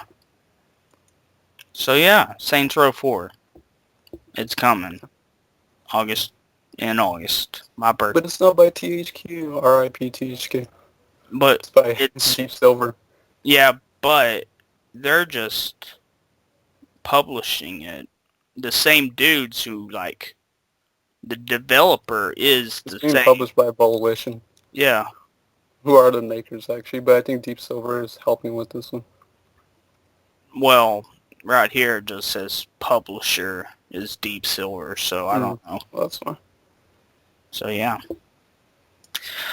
You are you ready for some concrete rumors? Well, rumored Star Wars First Assault footage storms the web. LucasArts never officially announced Star Wars First Assault, but it was scheduled to launch this spring as a multiplayer shooter, according to Kotaku. First Assault is still in production, but it's caught up in a company-wide freeze following Disney's, purchase on the whole Lucasfilm thing. And yeah, it right here, if I can link you guys, it has you can look at the thing. The website has 2 pieces of footage that it says is from First Assault, both cut from a trailer used internally. Late last year, the gameplay video shows action mostly in first person, though there are a few scenes of third person fighting. It's all in-game footage, including a few bugs and incomplete art. And it is an older version of the game, Kotaku says. So, I've heard this is kind of like a precursor to like if they do like release this and people buy this game, they will make what I have been waiting for all my life, Battlefront 3. So Waiting your whole life for that, huh? yeah. Okay. This looks like a first-person shooter to me, though. I saw a screenshot, and it looked like a first-person shooter. I could be wrong, but I haven't honestly, I haven't seen anything. Yeah. Well, I like the whole Battlefront, and I like the FPSs of Star Wars. Like, I forget the names of them. Yeah, I forget the name. Rogue Squadron, maybe? Or is... you thinking of what, Republic Commando on Xbox? Maybe? Yeah. Or Dark Forces? I was thinking of what Pete said. Okay. I still need to play that. It looks really good. Yeah. So, have you guys, any of you played Dungeons and Dragons? I've been wanting to play the arcade release. I want to play the board game. Actually, what's funny is because like I swear to God, the intermediate studio class I'm taking, like our teacher is he's got a weird taste of stuff, and we talk about the most bizarre shit that you'll probably never hear discussed in a class. Maybe it's because we're artists and we're naturally a little weird, but it was suggested that like we have a D&D class, and like someone's a dungeon master and all that, and it's like, oh yeah, let's do that. That's so yeah, awesome. We'll probably play that. Well, Capcom has a big surprise at PAX East. They are porting the arcade classics Dungeons and Dragons Shadow of Mystara and Dungeons and Dragons Tower of Doom to the PlayStation Network and Xbox Live. Would have been a better surprise if they didn't announce the news before PAX East, but whatever. Hey, at least I got something to look forward to. I mean, this is great news because I wanted to buy those games because the only way they were released on consoles was on the Sega Saturn import, and it goes for at least $100 to get those games on the Saturn. And Yeah. and now you'll be able to play them online in HD most likely. So for much cheaper. So I'm excited for this. Yeah. I kinda cheated the system and put it on my original Xbox, the arcade version. Because I never played them, but whenever these release, since they will probably have online, I'll buy it, and I guess So you're going to buy it on PS3 and then you won't have anyone to play with. Oh, come on, no, Pete, don't do that. I already get that shit from Cliva. Well, I don't tease you all the time about that stuff. I was Day about one. I was about Search for to say, room. Notes of is found. I was about to say I was going to get it for the 360. So, there you go, Pete. That just made my night. It is true, though. It'll probably be dead on the PS3. You never know. Yeah. Oh my gosh. And here's my last story. That they don't have, like, it doesn't say when Dungeons and Dragons will be released or, whatever. So, my last story is my favorite story. Apparently, Reddit grants wishes now.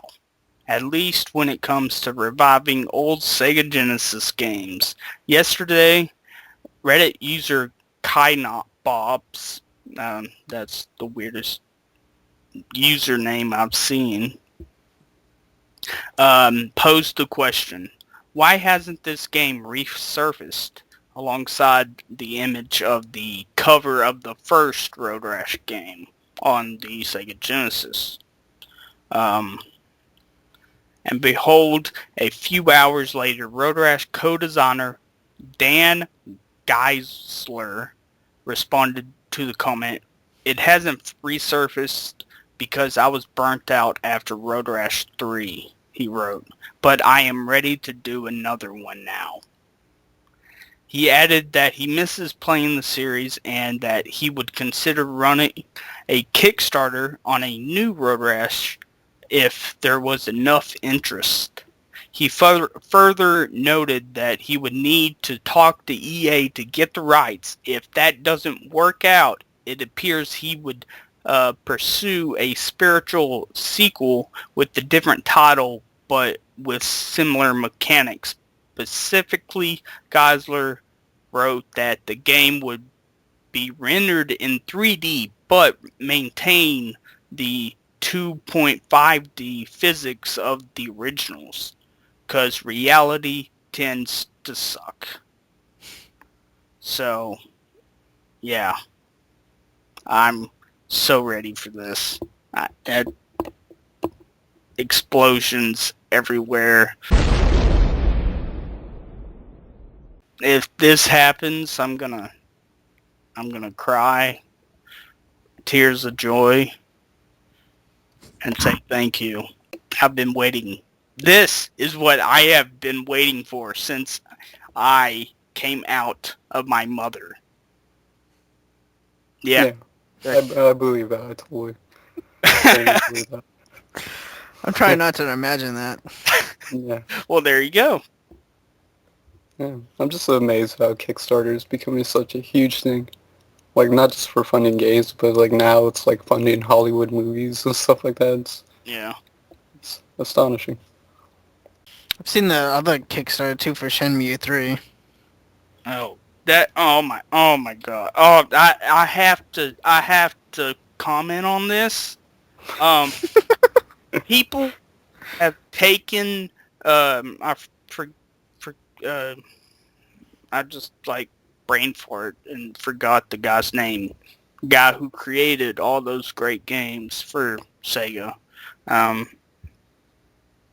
People took his words out of context. Like he said, I guess, or something, and they're like, oh my god, he's gonna do it.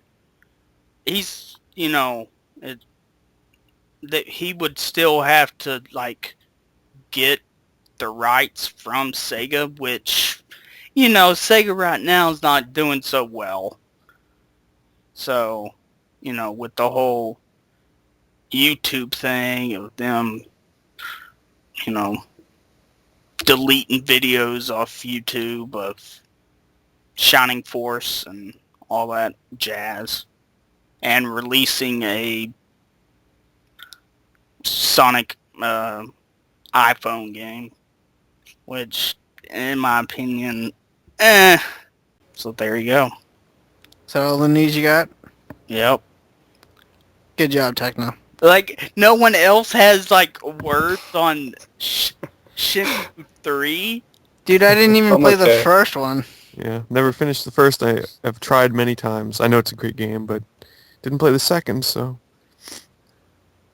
Well, there's a Shenmue statue coming out from First War Figures, yeah, right? yeah, I do. And I'm gonna have to, like, save up money. But all these great games are coming. I don't think I'll be able to get it. But, yeah. In my opinion, don't play the Xbox version of 2. Dreamcast all the way. Thank you, Techno. I just like how you just completely rationalize that. Like, yeah, don't play the Xbox version. Dreamcast all the way. No specifics. Well, what can he say? He loves his Dreamcast. Well, like, it was, there was going to be, like, 7 Shenmue games going to be released? But, like, they were all, had the whole thing kind of like a Mass Effect where you go, your, like, save would, go to your next one, kind of like how 1 and 2 does it. Yeah, they carry over. Yeah, they carry over. Thank you, Cliva. Yeah, it carries over, and with the Xbox version, you can't do that. You get a DVD of all the cutscenes of 1. Whoopee. So, there's my little rant. Toasty! Alright, guys, it's time for another edition of the best Jeopardy game of all fucking time, Techno's fucking Jeopardy.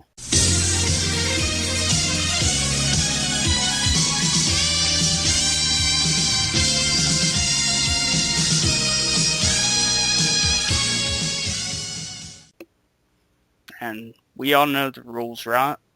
You know what? I want to play Pete's Jeopardy instead. Name every Sonic game released. Go. Sonic R, Sonic...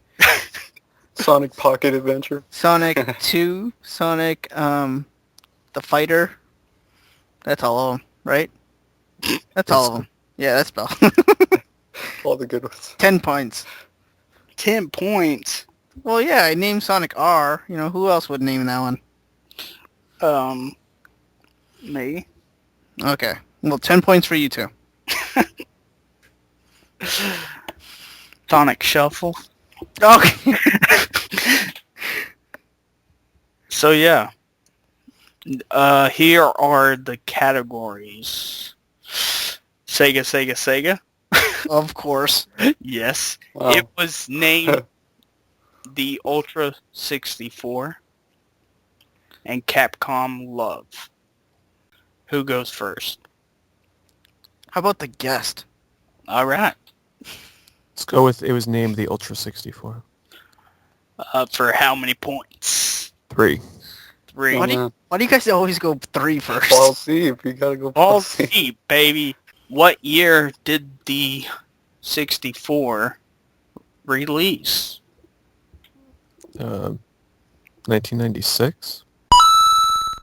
Dun dun dun. He's right. He is. Yeah, but he didn't say explosions. Well, Oh I my thought, like, if I choose... Oh, I'm sorry. Well, thought I I didn't got Jeopardy, you first gotta prize. buzz in. explosions either, so I didn't Nah. say hey. See? So I screwed up. I'm just being a jerk. I know. Oh, P got one. you got 3 points for that one. Oh, 3. Yeah. Oh my god. Whoops. The best Jeopardy ever. Almost as good as the PlayStation 1 version. Almost. I mean, you can't beat that cover of Alex Trebek looking like the devil. Oh my god. It's the greatest cover ever. Okay. So he gets to go again. 2 points, N64. All right. What was the add-on's name that came with Pokemon Stadium? Explosions. It's a rumble pack.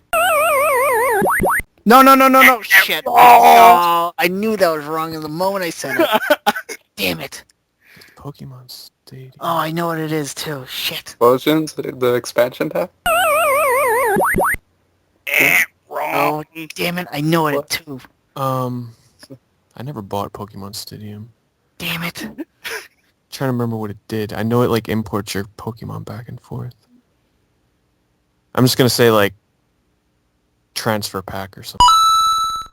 Oh my god! Yes. Are you Damn it. serious? Damn it. Are you serious? I just took a total guess. Damn it. I knew it. Oh, So damn it. you got 5 points. Damn it. And so, dude, Pete's gonna win this. Damn it. Sega 3 points. Oh man. Sega 3 points. How many Shinobi games were released on Explosions? Genesis? Explosions. All right. 3. You are right. This game's fucking rigged. Oh my god. I'm no Sega. 8 for Pete. Jesus. That's Capcom for 3. all right. Name of the Rockman game, which was a board game, but only released in Japan. Oh, explosions. Yes. It's, do you want the exact title? I can go for the exact title. Okay, it's Or- Rock Board Wily in Paradise. All right. You got it. Nice. Yeah, I was just looking. I didn't even know that existed. That's crazy. Yeah, it's a Mega Man or Rockman NES or Famicom game that plays exactly like Monopoly. I was just looking for Rock Board, but whatever. Yeah, I think the full title is Rock Board Wily in Paradise or something like that. Bob, your turn. All right, well, let's go with Capcom for 2. Origin of the name Capcom. What was it originally called? I remember this. Oh, this game's fucking rigged. Oh, I Capcom. So it was could. called something else besides Capcom originally, Well, you're saying? Or what is the origin of the name? the name of Capcom, like it's a I forget what you call them, but like Cap is an actual like it's like acronyms. So Yeah. Cap means something and Com means something. And I feel like I know it, but I can't place it. Jesus. have no I idea. could put in a hint.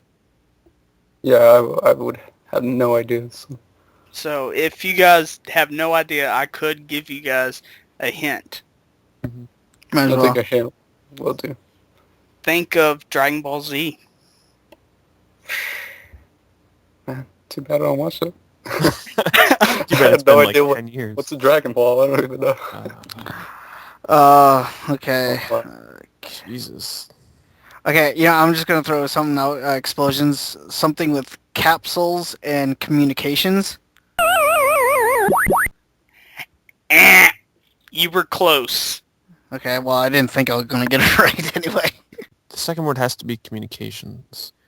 Oh, fuck, I know what this is. That's like this last question. Fuck. Just get I'm out just the gonna lab. guess. I'm gonna say like Capital Communications? Nope. I don't know. No, fuck, I know what this is. Damn it. Dan? I don't know. Do you get this? Capture Communications. Nope. It Hmm. is Capsule Computer. Damn it! I Oh. fucking knew that shoot. too. Damn it. Capsule Computer? Yep. Hmm. Alright, so let me say the points, or who had points and who doesn't. I need like a triple Jeopardy or something. 8 for Pete, Dan 0, and Bringing up the rear. Cliva 3, right? Right. Okay. So, you got one left. You got the first, number 1 for Capcom. You have 1 for Ultra 64. And you have 1 and 2 for the Sega. Alright, let's finish up Capcom. What color is Mega Man when he gets Top Man's weapon? Oh, fuck, I know this. Explosions, because I have no idea. Top Man. I'm going to say I yellow. know. Nope. No, Explosions. I'm gonna say red. Nope. no. It's gray. What? He's gray. Ray? What are you talking about? Mega Man, when he gets Top Man's weapon, he becomes gray. No, he doesn't. He does too. No, he doesn't. What is it then? Orange. It's gray. Google it. Someone Google it. If I get this right, I get the point. Yeah, this is true. This is like a deciding factor. Someone look it up. Based on Google search right now, all I'm seeing is orange. Ooh. No. Well, no, for it's- Top Man himself. Hold on. No, when Mega Man turns into... Yeah, What because co- he changes colors when he gets all the different weapons, right? Right, when Mega Man uses Top Man's weapon, he's gray. I wish they'd, just give us a goddamn answer here. This is ridiculous. I watched the... Right here. Got it. This isn't a picture of the actual game, but someone drew it. Artwork does not count. He looks shit. That could be fan fiction, Clive. Fan looks- fiction my ass, dude. But how come like the cartoon shows him yellow purple? I'm so confused. That's gray, dude. Well, this one looks yellow and purple. This like spinning one that he's doing. Yeah. Okay, what was the first appearance of Top Man and which Mega Man? 3. Yeah. I'm See, just I gonna- watched... I'm going to YouTube. I watched a actual gameplay video of him beating, and then he pops out and is like, "You got top spin," or whatever it was fucking called. Yeah, see, Mega Man 3, Top Man level. I'm getting this right. I know it. I guess I shouldn't do colors because I'm kind of colorblind. What the? Yeah, that's the thing too. You can't fucking do that. Because Man. mixed colors look different. Now, hold on here a second. Is the ability he gets top spin? Yes. Yeah. Okay. According to the Mega Man knowledge base, it's like yellow. I'm not even kidding. It's like a yellow and a gray. Hold on, let me see. Yeah, exactly. Because I just watched No. Googled Mega Man 3, and it shows him like after he gets it, he looks yellow and gray. Okay, I just got an image. Yeah, the same page you just posted. No. This one's from the actual game. No, I'm saying the link I posted is the same link that I sent too. Oh. Okay, hold on. Look, here's one of the actual... The sprite, it's a combination of yellow and gray. Yeah, so I don't know. So honestly, both of us got it right in a way then. You We want should me both just get it. 0.5. Look, how much was that worth? See, this is a screenshot from a YouTube video. He's like yellow and gray. Yeah. Yeah. Well, like I said, I'm colorblind. So, Yeah, see. no Could've more been color. misled your whole life. You might have thought like Sonic was, green or something the whole time. Like, he's my favorite I little could green tell hedgehog. if he was green. Yeah, that's totally yellow and gray. Yeah. Well. Or, you could say it's orange, but that's more of a yellow. Yeah, that's the video I watched. Okay, so It's I'll yellow and just give Split it. points to both of you. Pete has 9, and Cliva has 4. Remind me, what do I have again, Techno? You I got forget. 0. Oh my god. Is there like a quadruple Jeopardy in this or something? No. Maybe. So, we finished up Capcom. Thank God. No, I want more Capcom questions. Well, I'm sorry. You got 1 Ultra 64 question and 2 Segas. So, Alright. I'll let you, Pete, you can pick which one you want. 2 points, Sega. what does the name Sega mean? Explosions. Alright. Service games? Yep. Yeah. This game's right. I remember right. doing a question on that one time Yep. when I did the questions. Service games. Because that's how I started in Japan. They made like service games and stuff like that. Yeah, because, they started out as just arcade games. And then, yeah. I think... Let's finish up Sega. Sega? Okay. I sense a little favoritism. No. It's all the Atlas questions. Now, and stuff Pete's like going to get this one already. I don't Yeah, have right. to say this. Name of the armadillo. Explosions. Yep. Mighty the Armadillo. How the hell am I supposed to know that? I have no idea. What's a Sega? I don't. I'm so lost right now. Sega. What the hell's a hedgehog? So, Where am I?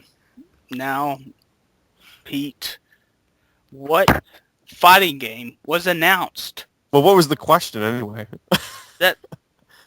What? I'm saying, like, what were you going to ask anyway? Oh, for the Sega question? For the Mighty the Armadillo, yeah. Yeah. What is the name of the armadillo that Sega fans want to make a return in a new Sonic game? Mm-hmm. Mighty the Armadillo. Isn't that the only armadillo? Yeah. So, okay. Makes sense.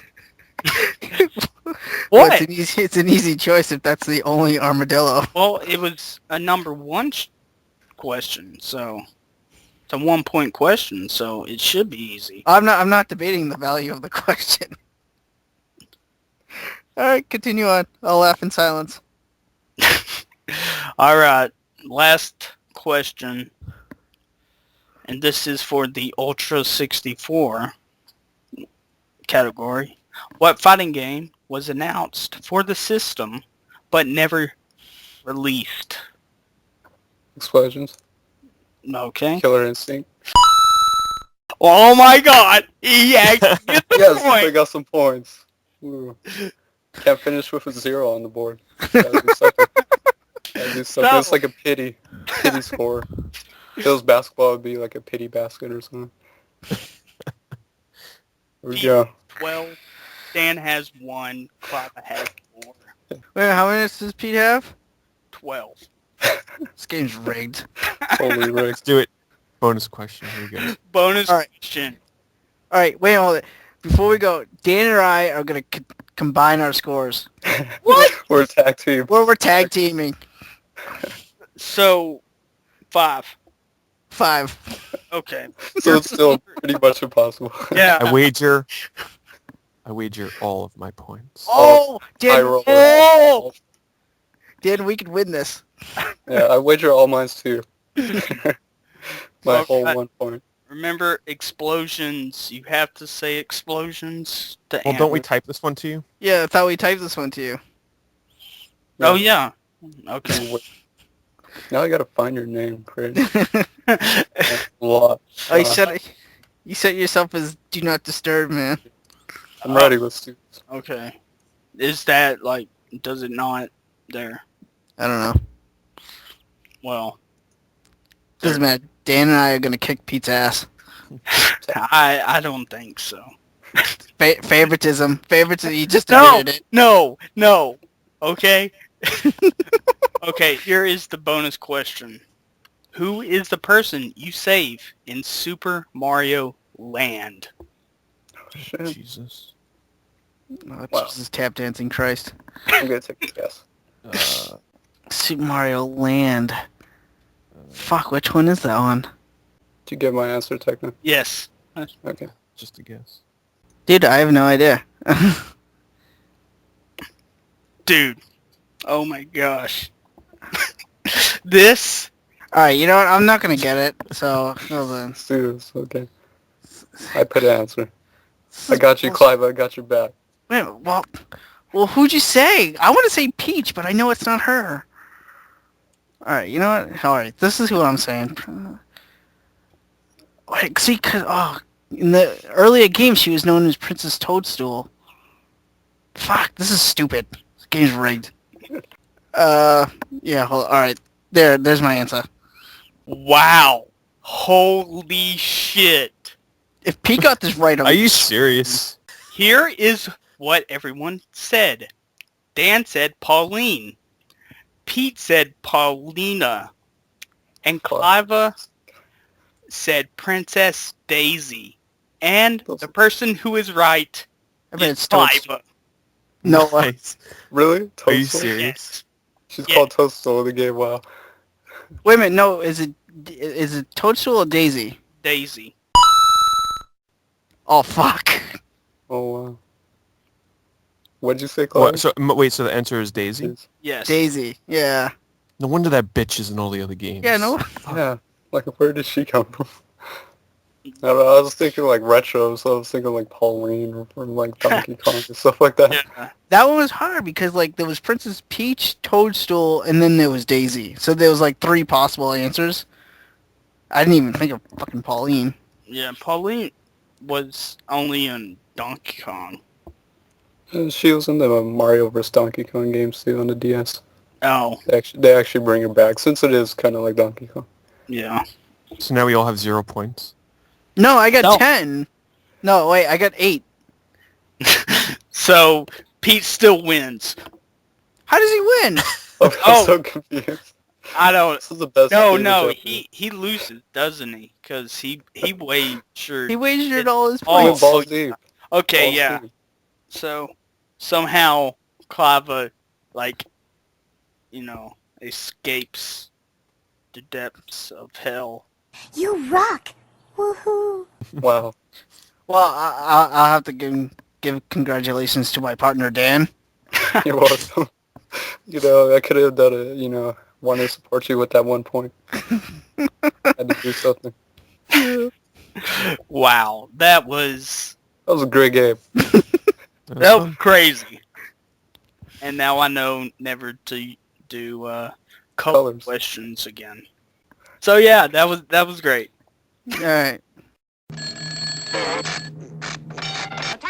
The time! Who's got the time? It's question time.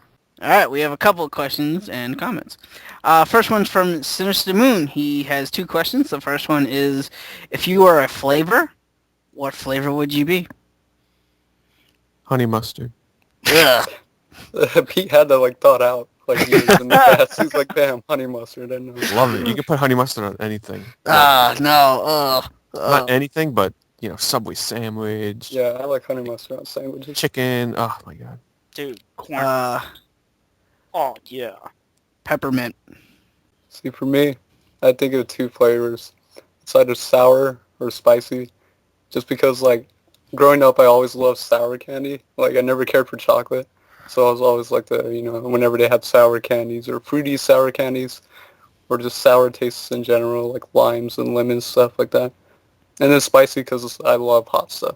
I have, multiple bottles of, Red Devil and Tapatio. It's you gotta have that. All right, well, his next question is, what are your thoughts on the new God of War game? No thoughts. I have the game, but I haven't played it yet, so I really have no thoughts. Actually, you know what I've seen? I heard it has some issues that kind of need to be patched out.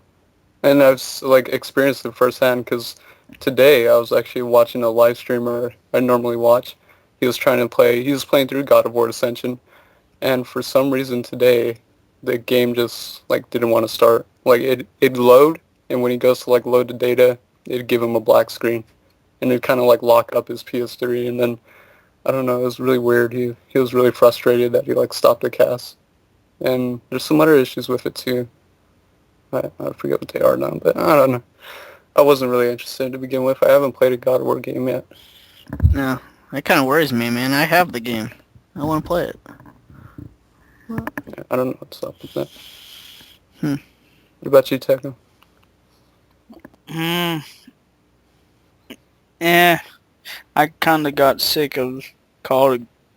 I was about to say Call of Duty. I don't know where that came from. God of War. Yes. I mean, I played the third one. It's fun. But, yeah. Whatever.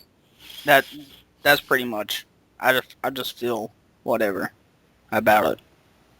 Wait, Techno, did you answer what flavor you would be? No, I did not. I was curious. Asshole. I'm like, I don't remember. Yeah. I thought no, I didn't. Yeah, he said nuts. Nuts. Nutty flavor. Yes. Alright, nuts. Nut. Alright. Alright, well, the next question... Snickers bar. Alright, well, the next question comes from Gregory. He says, what would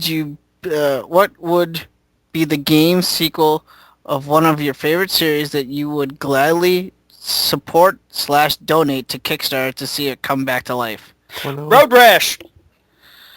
Or Cloud or Klonoa. I honestly don't know. Kickle Cubicle. Tomba. Call of Duty. No, kidding. Call of Duty. I don't know. I can't think of anything. I'm happy with the series that I enjoy right now, or getting sequels. Okay. Yeah, I have no idea. Alright, let's see. The next question's from Dan. He says, best Wii RPG. Best Wii RPGs, he says. Yeah, best Wii RPG. Fragile Dreams, Opuna. I'm a big supporter of Baroque. It's on the PS2, and it's also just recently came out on the iOS, but Baroque is really good. Really good. I'm just stating the non-obvious here, like Xenoblade and Last Story. Chocobo's Mystery Dungeon. Really good, if you're a Final Fantasy fan. I agree with Pete. Fragile Dreams. I love that game. Another game, it's on the PS2 as well, Sakura Wars, So Long My Love. Yeah, that's a fun one. It's an interesting one. It's really different. It's fun though. Obviously Xenoblade, Last Story, those are the obvious. Yeah, I don't really have that many RPGs on the Wii, so Last Story, I guess. Never played an RPG on the Wii. Also Shiren the Wanderer. What about the other one? I haven't played it. I've been meaning to pick it up, the Arc Rise Fantasia. It's okay. Honestly, I know the voice acting is... voice acting is atrocious. It's okay. I wouldn't go out of your way to get it.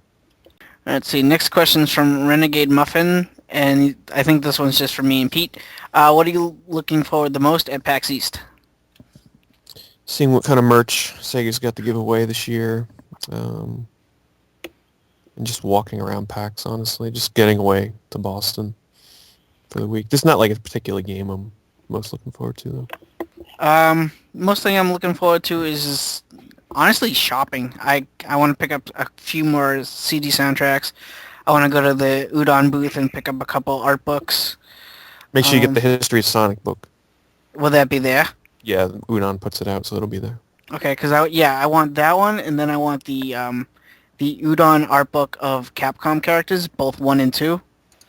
I definitely want that one. And when I went to the Udon booth at PAX Prime, they was it PAX Prime? What was it? Yeah, it was PAX Prime. They had 2 artists there, like doing custom sketches and everything. Yeah. So I forget the guy's name. I had him do a sketch of Amaterasu for me from Okami, and I had another guy who is the writer for the online Klonoa comic. I forget his full name. But he did a sketch of Klonoa for me, which was cool. Oh yeah, Yeah. I was with you when. Mm-hmm. Yeah. It was not PAX 2012, but 2011. There was an artist at the Udon booth, and he did a custom sketch of Juri from Street Fighter 4 in this like wicked. I don't want to say badass, but like just this really kick-ass jumpsuit type of thing. You know, nothing sexy, but it just looked just really good. So yeah, I love the Udon booth. They do such great artwork over there. So. Let's see, next question comes from Taylor. He says, you only have the opportunity to play the one last game for whatever reason. Aliens enslave the Earth, humanity goes underground, nuclear explosions, whatever.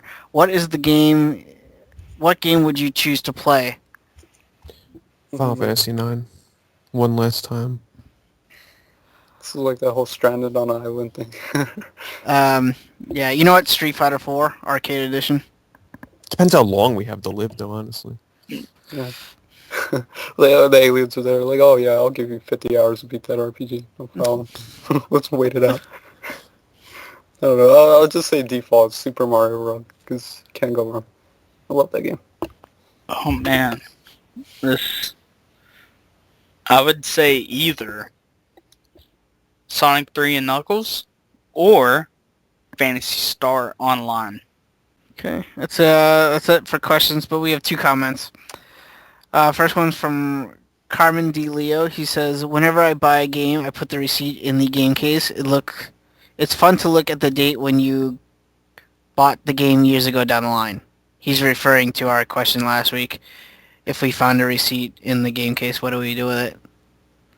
So. That's interesting. I buy too many games from Amazon these days, though, so I don't really want to put big-ass paper in there. Yeah, if I find a receipt, I just throw it away, like Ari said. So, let's see. Next comment's from Fat Mike. He says, "Another great episode, guys. I love listening to you guys while I game. And you go, girl, MissRPGJo. Love your rants. Hope you feel better, Techno. And Cliva, you're the man." With a little smiley face. He says, oh, he has a question too. He says, anyway, I have a question. I recently started collecting again. Which RPGs are a must-have? I have NES, Super NES, Sega Genesis, Dreamcast, Saturn, N64, PlayStation 1, and PS2. Make sure you try the Shadow Hearts series on the PS2. Start with the first. I'm going to say Dragon Quest 8 for the PS2. Persona 3 and 4. There you go.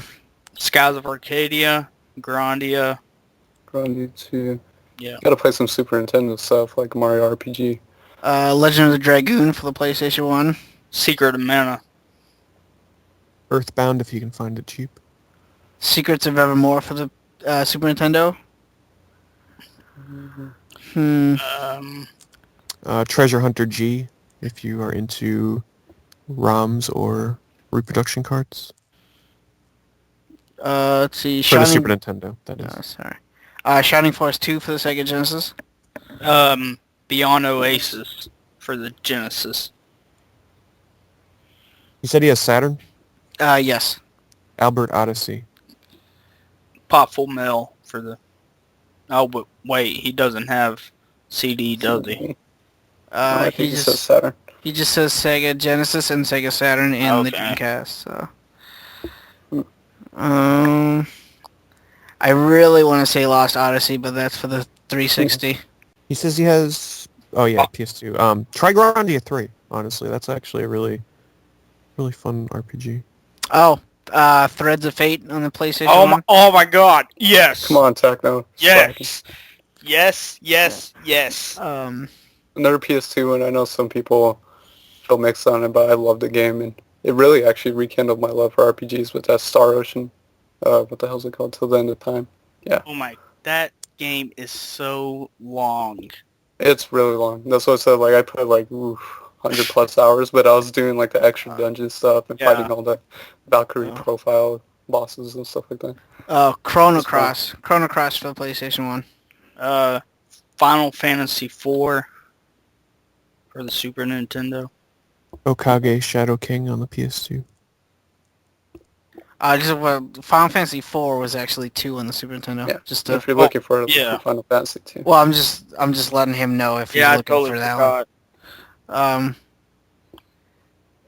Yeah, Final Fantasy's just gonna given on any system though. Yeah. That's Final Fantasy 6, which is 3. 3 on the Super Nintendo. Yeah. Yeah. Can't think of anything more. Kingdom Hearts, maybe. On PS2. 1 and 2.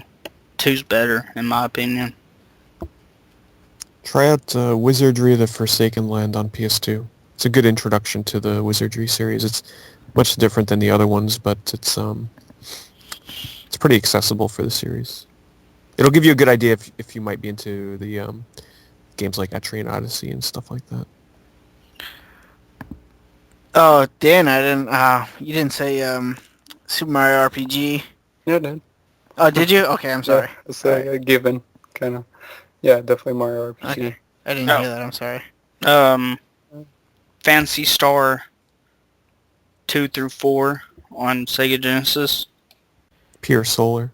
Pure On Solar. Sega Oh, yeah. Genesis. Yeah, that's true. Or And Dreamcast. if and you the back it, Dreamcast, so. yeah. There was another RPG. It was like one of the last games for the Genesis. I forget the name of it, but it was kind of like Zelda type. Oh, Crusader of Senti? That Yeah, shit's yeah. as fuck. I still need that. Yeah, that game is like $150 now or more, complete in the box. Yeah, that looks really good though. Talk to animals. It looks like a Zelda clone. Not many RPGs on the Genesis, honestly. If you like Mega Man, you could do Mega Man X Command Mission on the PlayStation 2. It's a turn-based RPG. If you're looking for tactical, you can't go wrong with Suikoden, especially since you have PS1 and PS2. You have access to all 5. Obviously, 2 is hard to find, but the PS2 ones actually aren't that bad. And also, since I'm a sucker for Westerns, like I love Westerns, I do like the Wild Arms series. Yes. So you can check out Wild Arms. There's 2 on the PlayStation 1 and then 3 on the PS2. They're fun. Different style. It's good to have a Western setting. I didn't get too far in it. I started it a few months back, but I was actually really enjoying what I played with the first Shin Megami Tensei Digital Devil Saga game. Really good. In terms of the series, like, most people are put off by how complex the monster fusion is. This game doesn't have any monster fusion. It's just like straight up RPG. Really, really atmospheric environments too.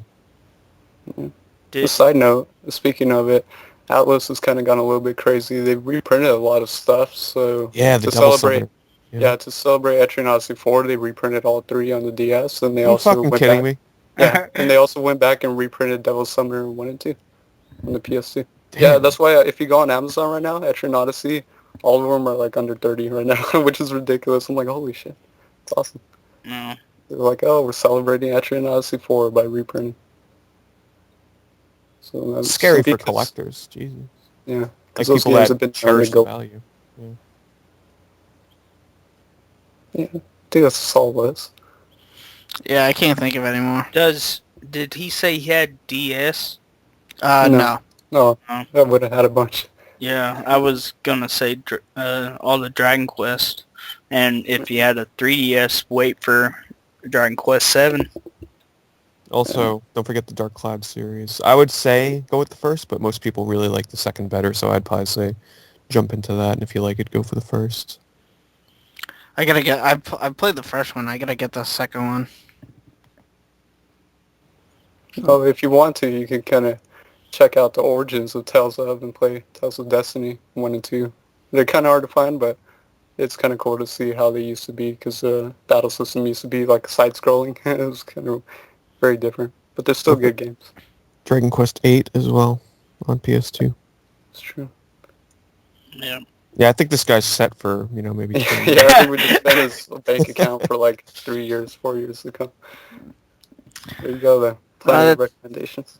Well, that's all the comments and questions we have for this week, so want to thank everyone for leaving one.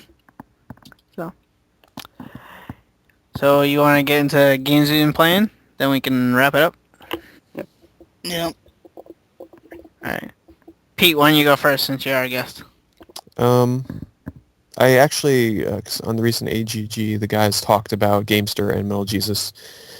Talked about a game they picked up for their iPad, but it's also available on the PS3 and the Vita and all that stuff. It's available like multiple platforms, but it's this is the first time I've ever played a Zen Pinball game, and I downloaded Zen Pinball on the iPad, free to download. But then they have new Star Wars tables that are out, so I bought the Empire Strikes Back table. Oh my god, one of the best $2 I've ever spent. It's so addicting.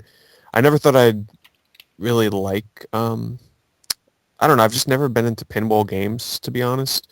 But this game, the physics, I've never played Zen Pinball, but now I can see why it's so popular. Like, it just feels amazing, especially on the iPad, because I don't know, it just feels better tapping the screen. It sort of feels like you're actually playing a pinball table.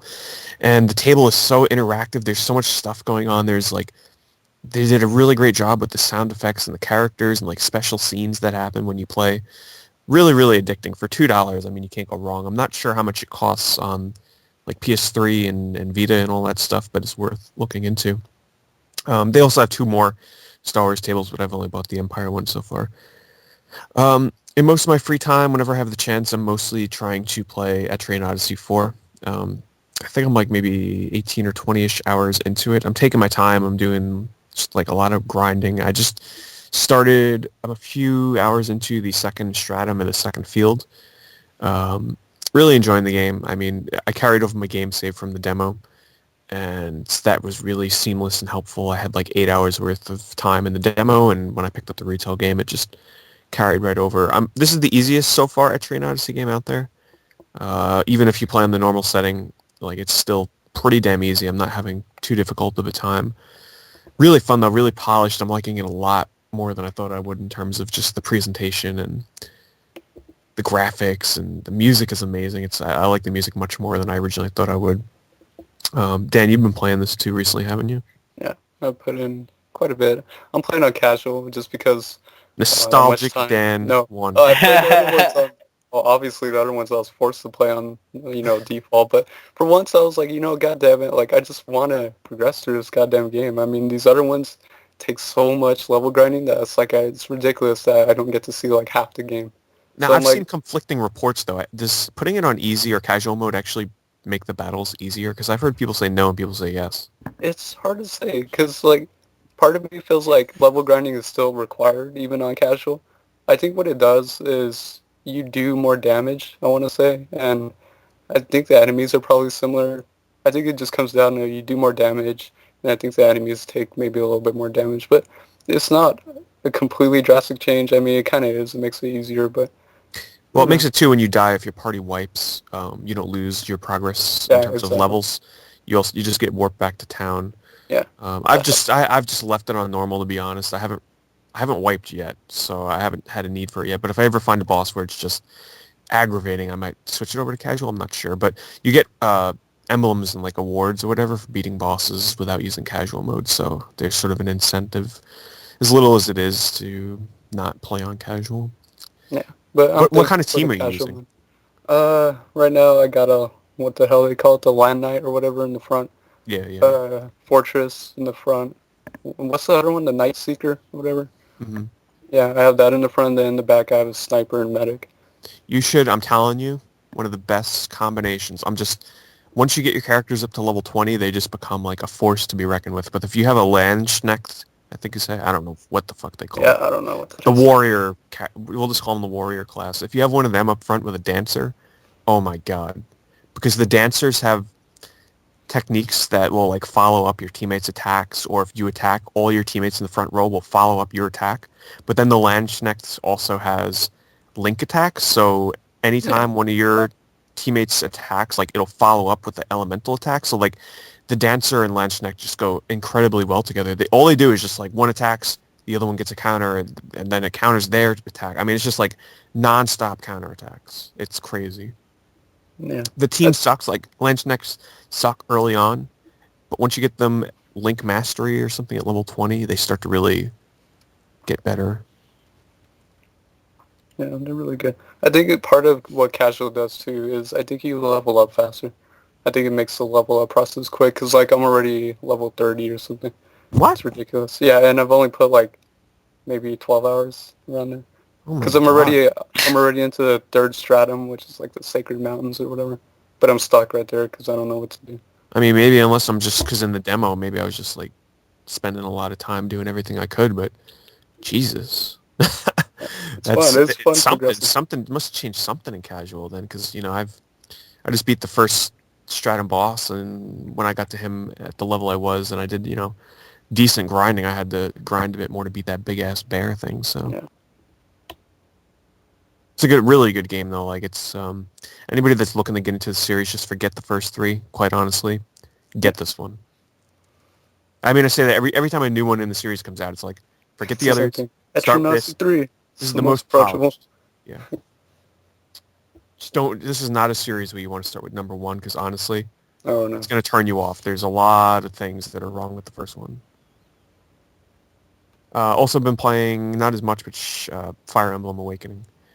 I'm only about 9 hours into that. I haven't touched it in a while, but I've really been enjoying it. I've been going the route of resetting if I lose a character I really like, but honestly, I think once I get by like the first half of the game, I think if I start losing non-essential characters, I'm just gonna keep going, to be honest. That's probably the best thing. You're gonna lose a lot of characters near the end of the game. It's just too difficult to keep them alive. Yeah, and there's like 50 characters. I'm not gonna use all 50 characters. I'm just gonna let some of them die, you know. What the hell? Oh, this is like my surprise hit of the year so far, and that is the new Sly Cooper Thieves in Time for the PS3. This game has like taken me by such a surprise. I went into it not expecting too much because I never really played much of the original series, and when I did, I don't know, it didn't draw me in too much, to be honest. But this new one, the beginning of the game's pretty deceptive. I'm like, all right, this is pretty cool, you know, the tutorial stage. But then when you get to Japan, like the first back in time kind of area, it's so detailed. The world is just beautiful. There's so much going on. It gives me that sense of when I was playing like Skyrim or Oblivion for the first time, and you like wander outside the cave and you just explore the world. Like that's the kind of feeling I got with this game, and really, really beautiful game. It's some of the best. I only spent $30 on it because it was on sale on Amazon, and that was some of the best money I've spent on a PS3 games so far, I have to say. I mean, I wish I had more time to play it, but I'm maybe 5 hours into that. Highly recommend it. And I beat Metal Gear Rising on the 360, which was a short game, but it was fun. I didn't know what the hell was going on story-wise. But gameplay was definitely a lot of fun. I mean, it doesn't overstay its welcome. It's not the kind of game where you want to play for 15 hours. But a 5 or 6 hour game through the single player was fine for me, and you unlock the side quests with the VR missions, and I wouldn't recommend it for $60, especially if you're not the kind of person that completes games like 100%. But if you can get this on sale later in the year for like $30, something like that, you know, it's totally worth it. Yeah, that's all I can remember for now. Unless one last game I'll recommend for Dan maybe is Generations of Chaos: Pandora's Curse on the PSP/Vita. Have you heard? I heard of that one. Yeah, the downloadable one. It's not for everybody, but if you're a fan of Sting RPGs, it's worth looking into. It's a very simplistic game. It's sort of like a real-time strategy slash... it's really hard to describe. The battle system is slow-paced. It's fairly simplistic, but it's got like a music rhythm game type rhythm mechanic to it in a way. I'm going to do a review when I get around to it eventually, but it's worth looking into. It's not for everybody, but for $20, it's worth checking out. I had the regular one on the PSP, Generation Chaos. It's apparently it's a totally different game. This game is like new to the series. It reworks everything. It's not the kind of game you walk around towns and everything. Like it's all character portraits outside of battle, so it's very straightforward. But I don't know. I like the writing. I think it's translated really well, and it's just kind of a fun, different RPG. And that's about all I've been playing. Dan, why don't you go next? Okay, so after beating Ni no Kuni, since I only use my PS3 to play exclusives and whatnot and RPGs, I was like, I need an RPG to hold me over until the new Hyperdimension Neptunia comes out. which got pushed back, but I got my pre-order for the limited edition. I'm good. So I figured I popped this game in, and I bought the premium edition for a long time ago for like $25 new, but I've been playing Disgaea 4, A Promise Unforgotten, and like I was really skeptical because one of the first PS3 games I bought was Disgaea 3, and I absolutely did not like it. I thought, I don't know, maybe I'm just an old guy, old-fashioned when it comes to my tactical RPGs, but I just want simplistic, classes, I'm good. But Disgaea was like so overwhelming, like there's just so much going on, so many factors to like the battle system. Mainly that geo block stuff, like with all these like colors and stuff like that, and different squares have different effects. And it was just a lot. I hate that stuff like that. Yeah, it's I too absolutely complex. despise it. But I've been getting more into Disgaea 4, and I can't explain why. I think part of it is because I think the characters are more interesting, way more interesting than Disgaea 3. I think the writing's a little better. I like the aspect that, like, Disgaea is known for having, like, mechanic where you can, like, change a lot of factors of the game. But they changed it in this to where it's, like, a democracy setting where you can have, like, a senate and you pass bills and all that to get, like, I want new, better weapons. You pass a bill for it. I want stronger enemies. You pass a bill for it. And I like that because it's pretty quirky because you can, like, bribe the politicians and stuff like that, so it's pretty funny. But more than anything, I'm having the most fun going through the item world, which is kind of like where you go in the game to dungeon crawl and just level up. And I'm having fun with that because it's just like casual little, tiny little dungeons, and it's always randomly generated, and it's always new things happening. So I'm having a lot of fun with that and just trying to get the best setup for my party. But yeah, has the geo block mechanic, and it still kind of irritates me because there's a lot of weird stuff like reverse damage. So like if I try and heal someone, it actually kills them and stuff like that. So or like I think there's another one where it's like deathbound where like one hit kills you automatically. So it's challenging. Like it's not for beginners. It's definitely not a beginner tactical RPG. I don't recommend it for that. But I can see the charm of it. I don't think I'll get too much further into it, but it's mainly holding me over. Have you picked up the new Atelier Aisha game? No, I was going to do that soon, but I don't know. I felt like, like if there's a premium edition or something, I would have bought it, but it was like, I'll wait. And also, do you have plans to pick up Class of Heroes 2? When is that coming out? I've heard about They that. actually just announced the download version will be coming out March 26th, and then the limited physical version is coming out in April. For the PSP? Yeah. The download version will also be on the Vita, which is... I'm probably going to pick it up on the Vita download, and then I'll buy the physical version when that comes out next month. Because I have Class of Heroes, the original one, and I played in... It's hard. Like, it's really, really hard. It is. Like, I remember, like, fond memories of building my party. First enemy I fought, got my ass wiped. It was like, oh my god, like, I had to do all this over again. I don't know. It was ridiculous, but... it's punishing. But yeah. Also on the PSP, because I picked up the premium edition for this, pretty cheap. I've been playing some E7 on the PSP. And, despite what everything says, everyone always says, like, the party switching is annoying and all that. I don't actually find it too annoying. I don't find it too annoying because, like, I feel like I played as Adol for, like, 85 to 90% of the game, and I've done just fine. But I think what's weird about it is that it feels like it's forced upon because they'll throw random enemies, like here's just a random flying enemy, so now I have to switch to my girl who uses a bow and all that. So I find that the most annoying thing is the placement of the enemies, how they strategically do it to force you to change. I think that's a little annoying, but all my boss fights, I used Adol and all that, and I'm having a lot of fun with it, progressing through. I just got to the Ruins Island on there. I need to give that game another shot. I don't think I gave it a fair chance, but I mean, it's a beautiful game. Everything about it, just graphics, music, presentation, like everything is great except for like what you were describing where they force you to like change between the characters. I mean, it sounds like I'm overreacting, but I don't know. I've never been a fan of. I don't know. I'll give it another shot.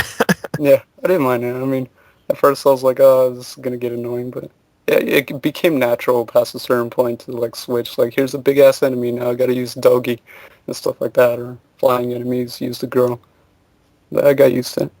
And like Pete said, I've been playing some Etrian Odyssey 4 on the 3DS. I put about like 12 hours in. I got to the third area, but I'm stuck. I have no idea. Well, actually, I'm not stuck. I do need a level grind because there's they call them foes in the game. FOEs, and they're these really strong enemies that roam in the dungeons and like around the map. And there's one of them blocking like the path I need to go, and I got my ass kicked when I went to him, so I actually do need a level grind. But I'm enjoying the setup. I'm just hooked on like building my party and I love choosing that like is skills the and aspect stuff of like that. a Train Odyssey that is like the main draw is you feel like you have that power over your party where it's like, I don't know, every skill point really counts, and it's just so fun to customize your party in just the way that you see fit. And the great thing about 4 is they have that skill tree now, so you can actually see what the hell you're investing your points into. Exactly, I like that. I waste literally like 20 minutes trying to decide like, oh, what do I want? Do I want this? Do I want that? It takes a while. It's really fun. I've been doing a lot of quests too, which have been helpful because I get a lot of experience from that. And I've just been hooked on trying to, collect items and drops from enemies to sell them back to like the shop and get a bunch of money, which I've been doing, and just buying all the best weapons and trying to get my party best equipped. It's a lot of fun. And it's broken down, like you have your big labyrinths and stuff like that, but a nice feature is they have the little caves where you can go, and tiny little dungeons where you can level grind and stuff like that. And there's a lot of hidden stuff to find in the game. Have you been doing the QR code things where you go online and scan the QR codes and get exclusive items? I've done a few. Yeah, they were helpful really early on. I haven't checked recently, though, if they've posted any new ones. Yeah, I know Atlas was doing a bunch of those, but... And Cliva will like this. I picked up Paper Mario Sticker Star. Oh, God. Did you get it when it was on sale for $20? Yes, exactly. Yeah, I was thinking of doing that, but I'm like, I just remembered back to, like, what Clive was saying about it, and everybody else, essentially, where it's like, you get lost in that game, you're done. Like, it's just over. You literally need the strategy guide to get through that game. Yeah, and I can see that. Like, before, I beat the first world, no problem there. And then I get to the second world, and to progress, you need, like, these 3 tablets. And Yep. I got one of them, but I have no fucking idea where to get the other 2. I'm like, shit, I'm stuck. So, like, this is probably what Clive mentioned. Like, I need to look it up or something. I have no idea where to get the other 2 to progress. But what were they thinking with that level? Like, the design, like, that forces you to... bizarre. What do they expect you to do? Do they literally expect you to, like, backtrack and, like, just search every nook and cranny? Yes, that's exactly what you do. Yeah, it feels like that, too, a lot of times. It feels like... It's really cryptic, too, like, some of the stuff, but, like, it feels like a lot of times I have to find stuff that are, like, hidden, and you can kind of tell when, like, the paper's folded a little. You can use your hammer, whack it, and it'll be, like, an area. But it's, like, I have no idea. Like, I thought I went through the levels pretty well. Like, I'm a little OCD when it comes to exploring levels and dungeons, so I get, like, obsessive-compulsive with trying to find every little nook and cranny. And I thought I did that pretty well, but I'm like, wow, I missed 2 tablets? How did that happen? And, like, I can't progress forward. So it's like great. Does it feel like you have like no progression in the game with the RPG elements? Because to me it seems silly where the only reward for winning battles for the most part is just like the stickers, and those are just expendable, and then you find yourself hoarding the good ones and the chance that you run into a boss or something. Yeah, I've been doing that. I've been hoarding like all the rare stickers. You could literally skip all the battles in that game except for the ones you're forced to do, like the boss battles. And that's why I'm not buying that game. That's exactly why I'm not buying it like this. Because I know I'd be that person where you just skip the battles. Because the way I play, I got up to like World 3, and then once I got to World 3, I skipped every single battle. I literally just ran from every battle and just fought all the bosses that you had to fight to finish the game. And it just got boring, because I'm like, what is the point of these battles? You don't gain experience. The way you level up is you find like +5 hearts throughout the level, which are just as cryptic as those little tablet pieces that Dan's talking about. Yeah, I found those, but yeah, like it's like I'm finding myself like avoiding stuff because I'm like I should just keep all these stickers for when I need them, and there's no sense of really leveling up besides like finding those heart pieces that give you more health. And I don't know, the puzzle solving, some of it's interesting, but like some of it's like just forced and like boring, and it's like, why am I doing this, and why is this so hard? But I don't know. I found the combat when I actually do it kind of fun and all that, because it kind of reminded me of Mario RPG and all that with the jumps and all that, and you got to time it, and it's timing based, but it's really, the battles are really easy. It's like you can avoid them. Some enemies are challenging, but yeah, I don't know. It shouldn't be as cryptic as it is, to the point where like even me, someone who gets obsessed with trying to find everything and explore everything, can still miss stuff. Like and And then there's the whole like posterized thing where like you go into like a flat mode and you have to like post certain stickers on the world. Like that's kind of cryptic too. But I don't know. Like I wouldn't recommend it. If you're gonna play Paper Mario, you should play 1,000 Year Door most likely. But that was one of my favorites. But I don't know. I didn't feel like I lost out too much. I got a decent amount of enjoyment from it for $20. So I was like, yeah. And the final game I've been playing is a PS2 game that I got for free from someone, and that is Onimusha Warlords. I never played any of the Onimusha games.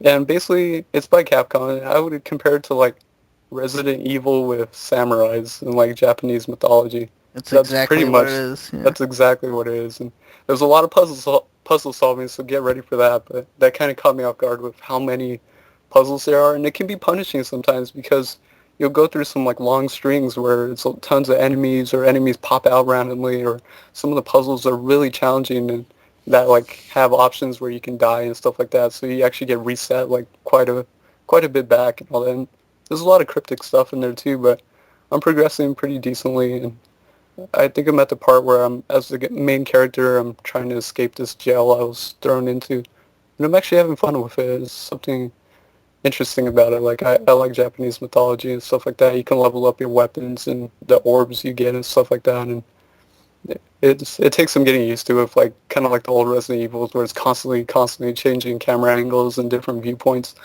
But it's fun, and I find the battles to be fun. I like the boss fights a lot, actually. I think like the imagery of like where they occur and stuff like that is pretty interesting, and it feels really tactical, like strafing around a lot and just being really precise with your moves, because you die pretty quick in that game, and it's because it's challenging. But I'm enjoying that. So, but that was pretty much it. So what about you guys, Cliva, Techno? That's another game I really wish they would bring back, is the Onimusha series. Yeah. I love that I like series. Yeah, it's a good series. I played the first two, and I absolutely love them. I have the third one, but I just haven't played it yet. But it's a great series. But yeah, what I've been playing, playing 3DS game, Naruto Powerful Shippuden. I talked about this a little bit last week. It's a good game. It's definitely a game for Naruto fans. I'll tell you that right now. The strongest feature of this game is the comedy. The characters in the game are just, they break the fourth wall all the time. They know they're in a video game. They even reference other animes. Like one character, Rock Lee, he's getting all mad, and another one says like, whoa, don't go Super Saiyan. And I'm just like, oh my god, they're referencing other animes in this one. I'm like, this is hilarious. So yeah, the comedy is beyond perfect, awesome. I love it. But the first half of the game is good. I really enjoyed the first half of the game, but the second half, I don't know what happened. They totally just ran out of ideas. Missions started repeating. It just kind of stopped. There was still story progression, but you were just doing the same missions over and over, like collect 10 scrolls, beat up 40 guys. Now granted, these missions only take about maybe like 2 to 5 minutes tops, but you know, if the missions just keep repeating with different settings, it's just wasn't really fun anymore in the second half of the game. I did finish the Rock Lee and the Naruto campaign, and once you beat both campaigns, it unlocks, you know, kind of like a super hard mode, which you can continue on and do. I'm not doing that because, like I said, the second half of the game just got really, really boring and repetitive. But the comedy is spot on. If you're going to pick up this game, pick it up because you're a Naruto fan, and pick it up for the comedy, because the comedy, there's been times where I just laughed out loud. It was so damn funny. But the next game is playing is the new Tomb Raider game on the 360. And this one I'm liking. I'm liking it a lot. If I had to take two games to combine together and make this one, it would be Uncharted and the Batman Arkham Asylum games.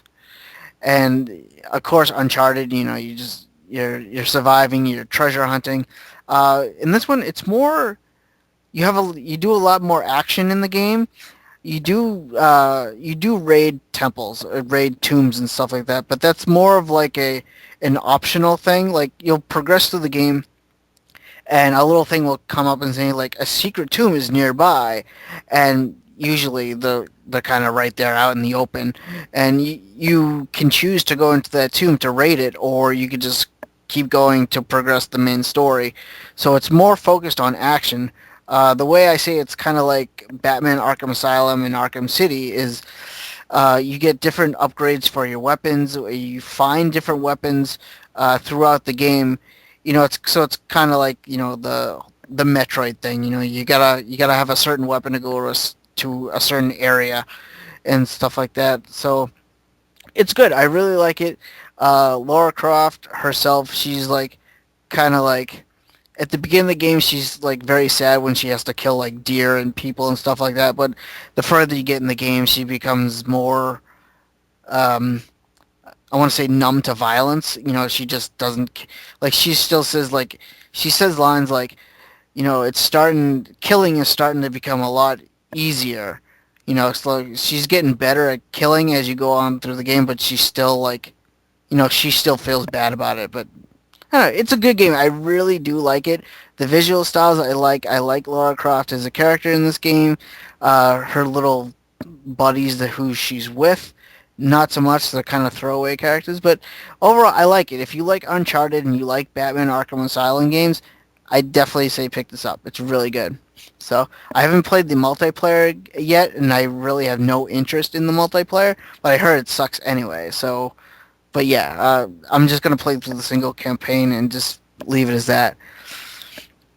And the very last thing I've been playing is I've been playing a lot of chess on my phone while I'm at work because there's been a lot of downtime. That's about it.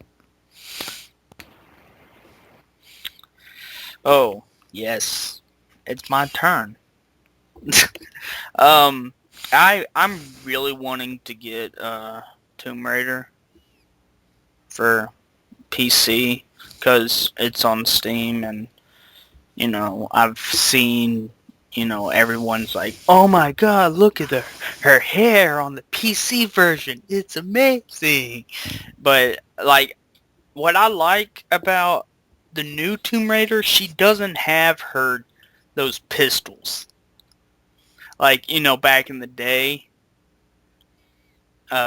she usually had, those double pistols, but, now she has, the bow, and it's a little bit more stealthy that I've seen in, like, reviews and stuff.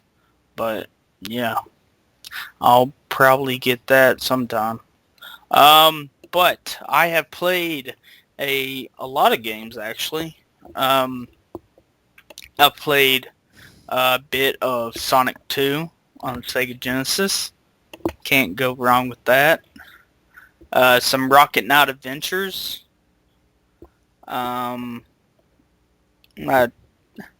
game isn't hard, but it's challenging. But I like it because of that. It's not, easy as, most platformers. But, yeah. What else have I played?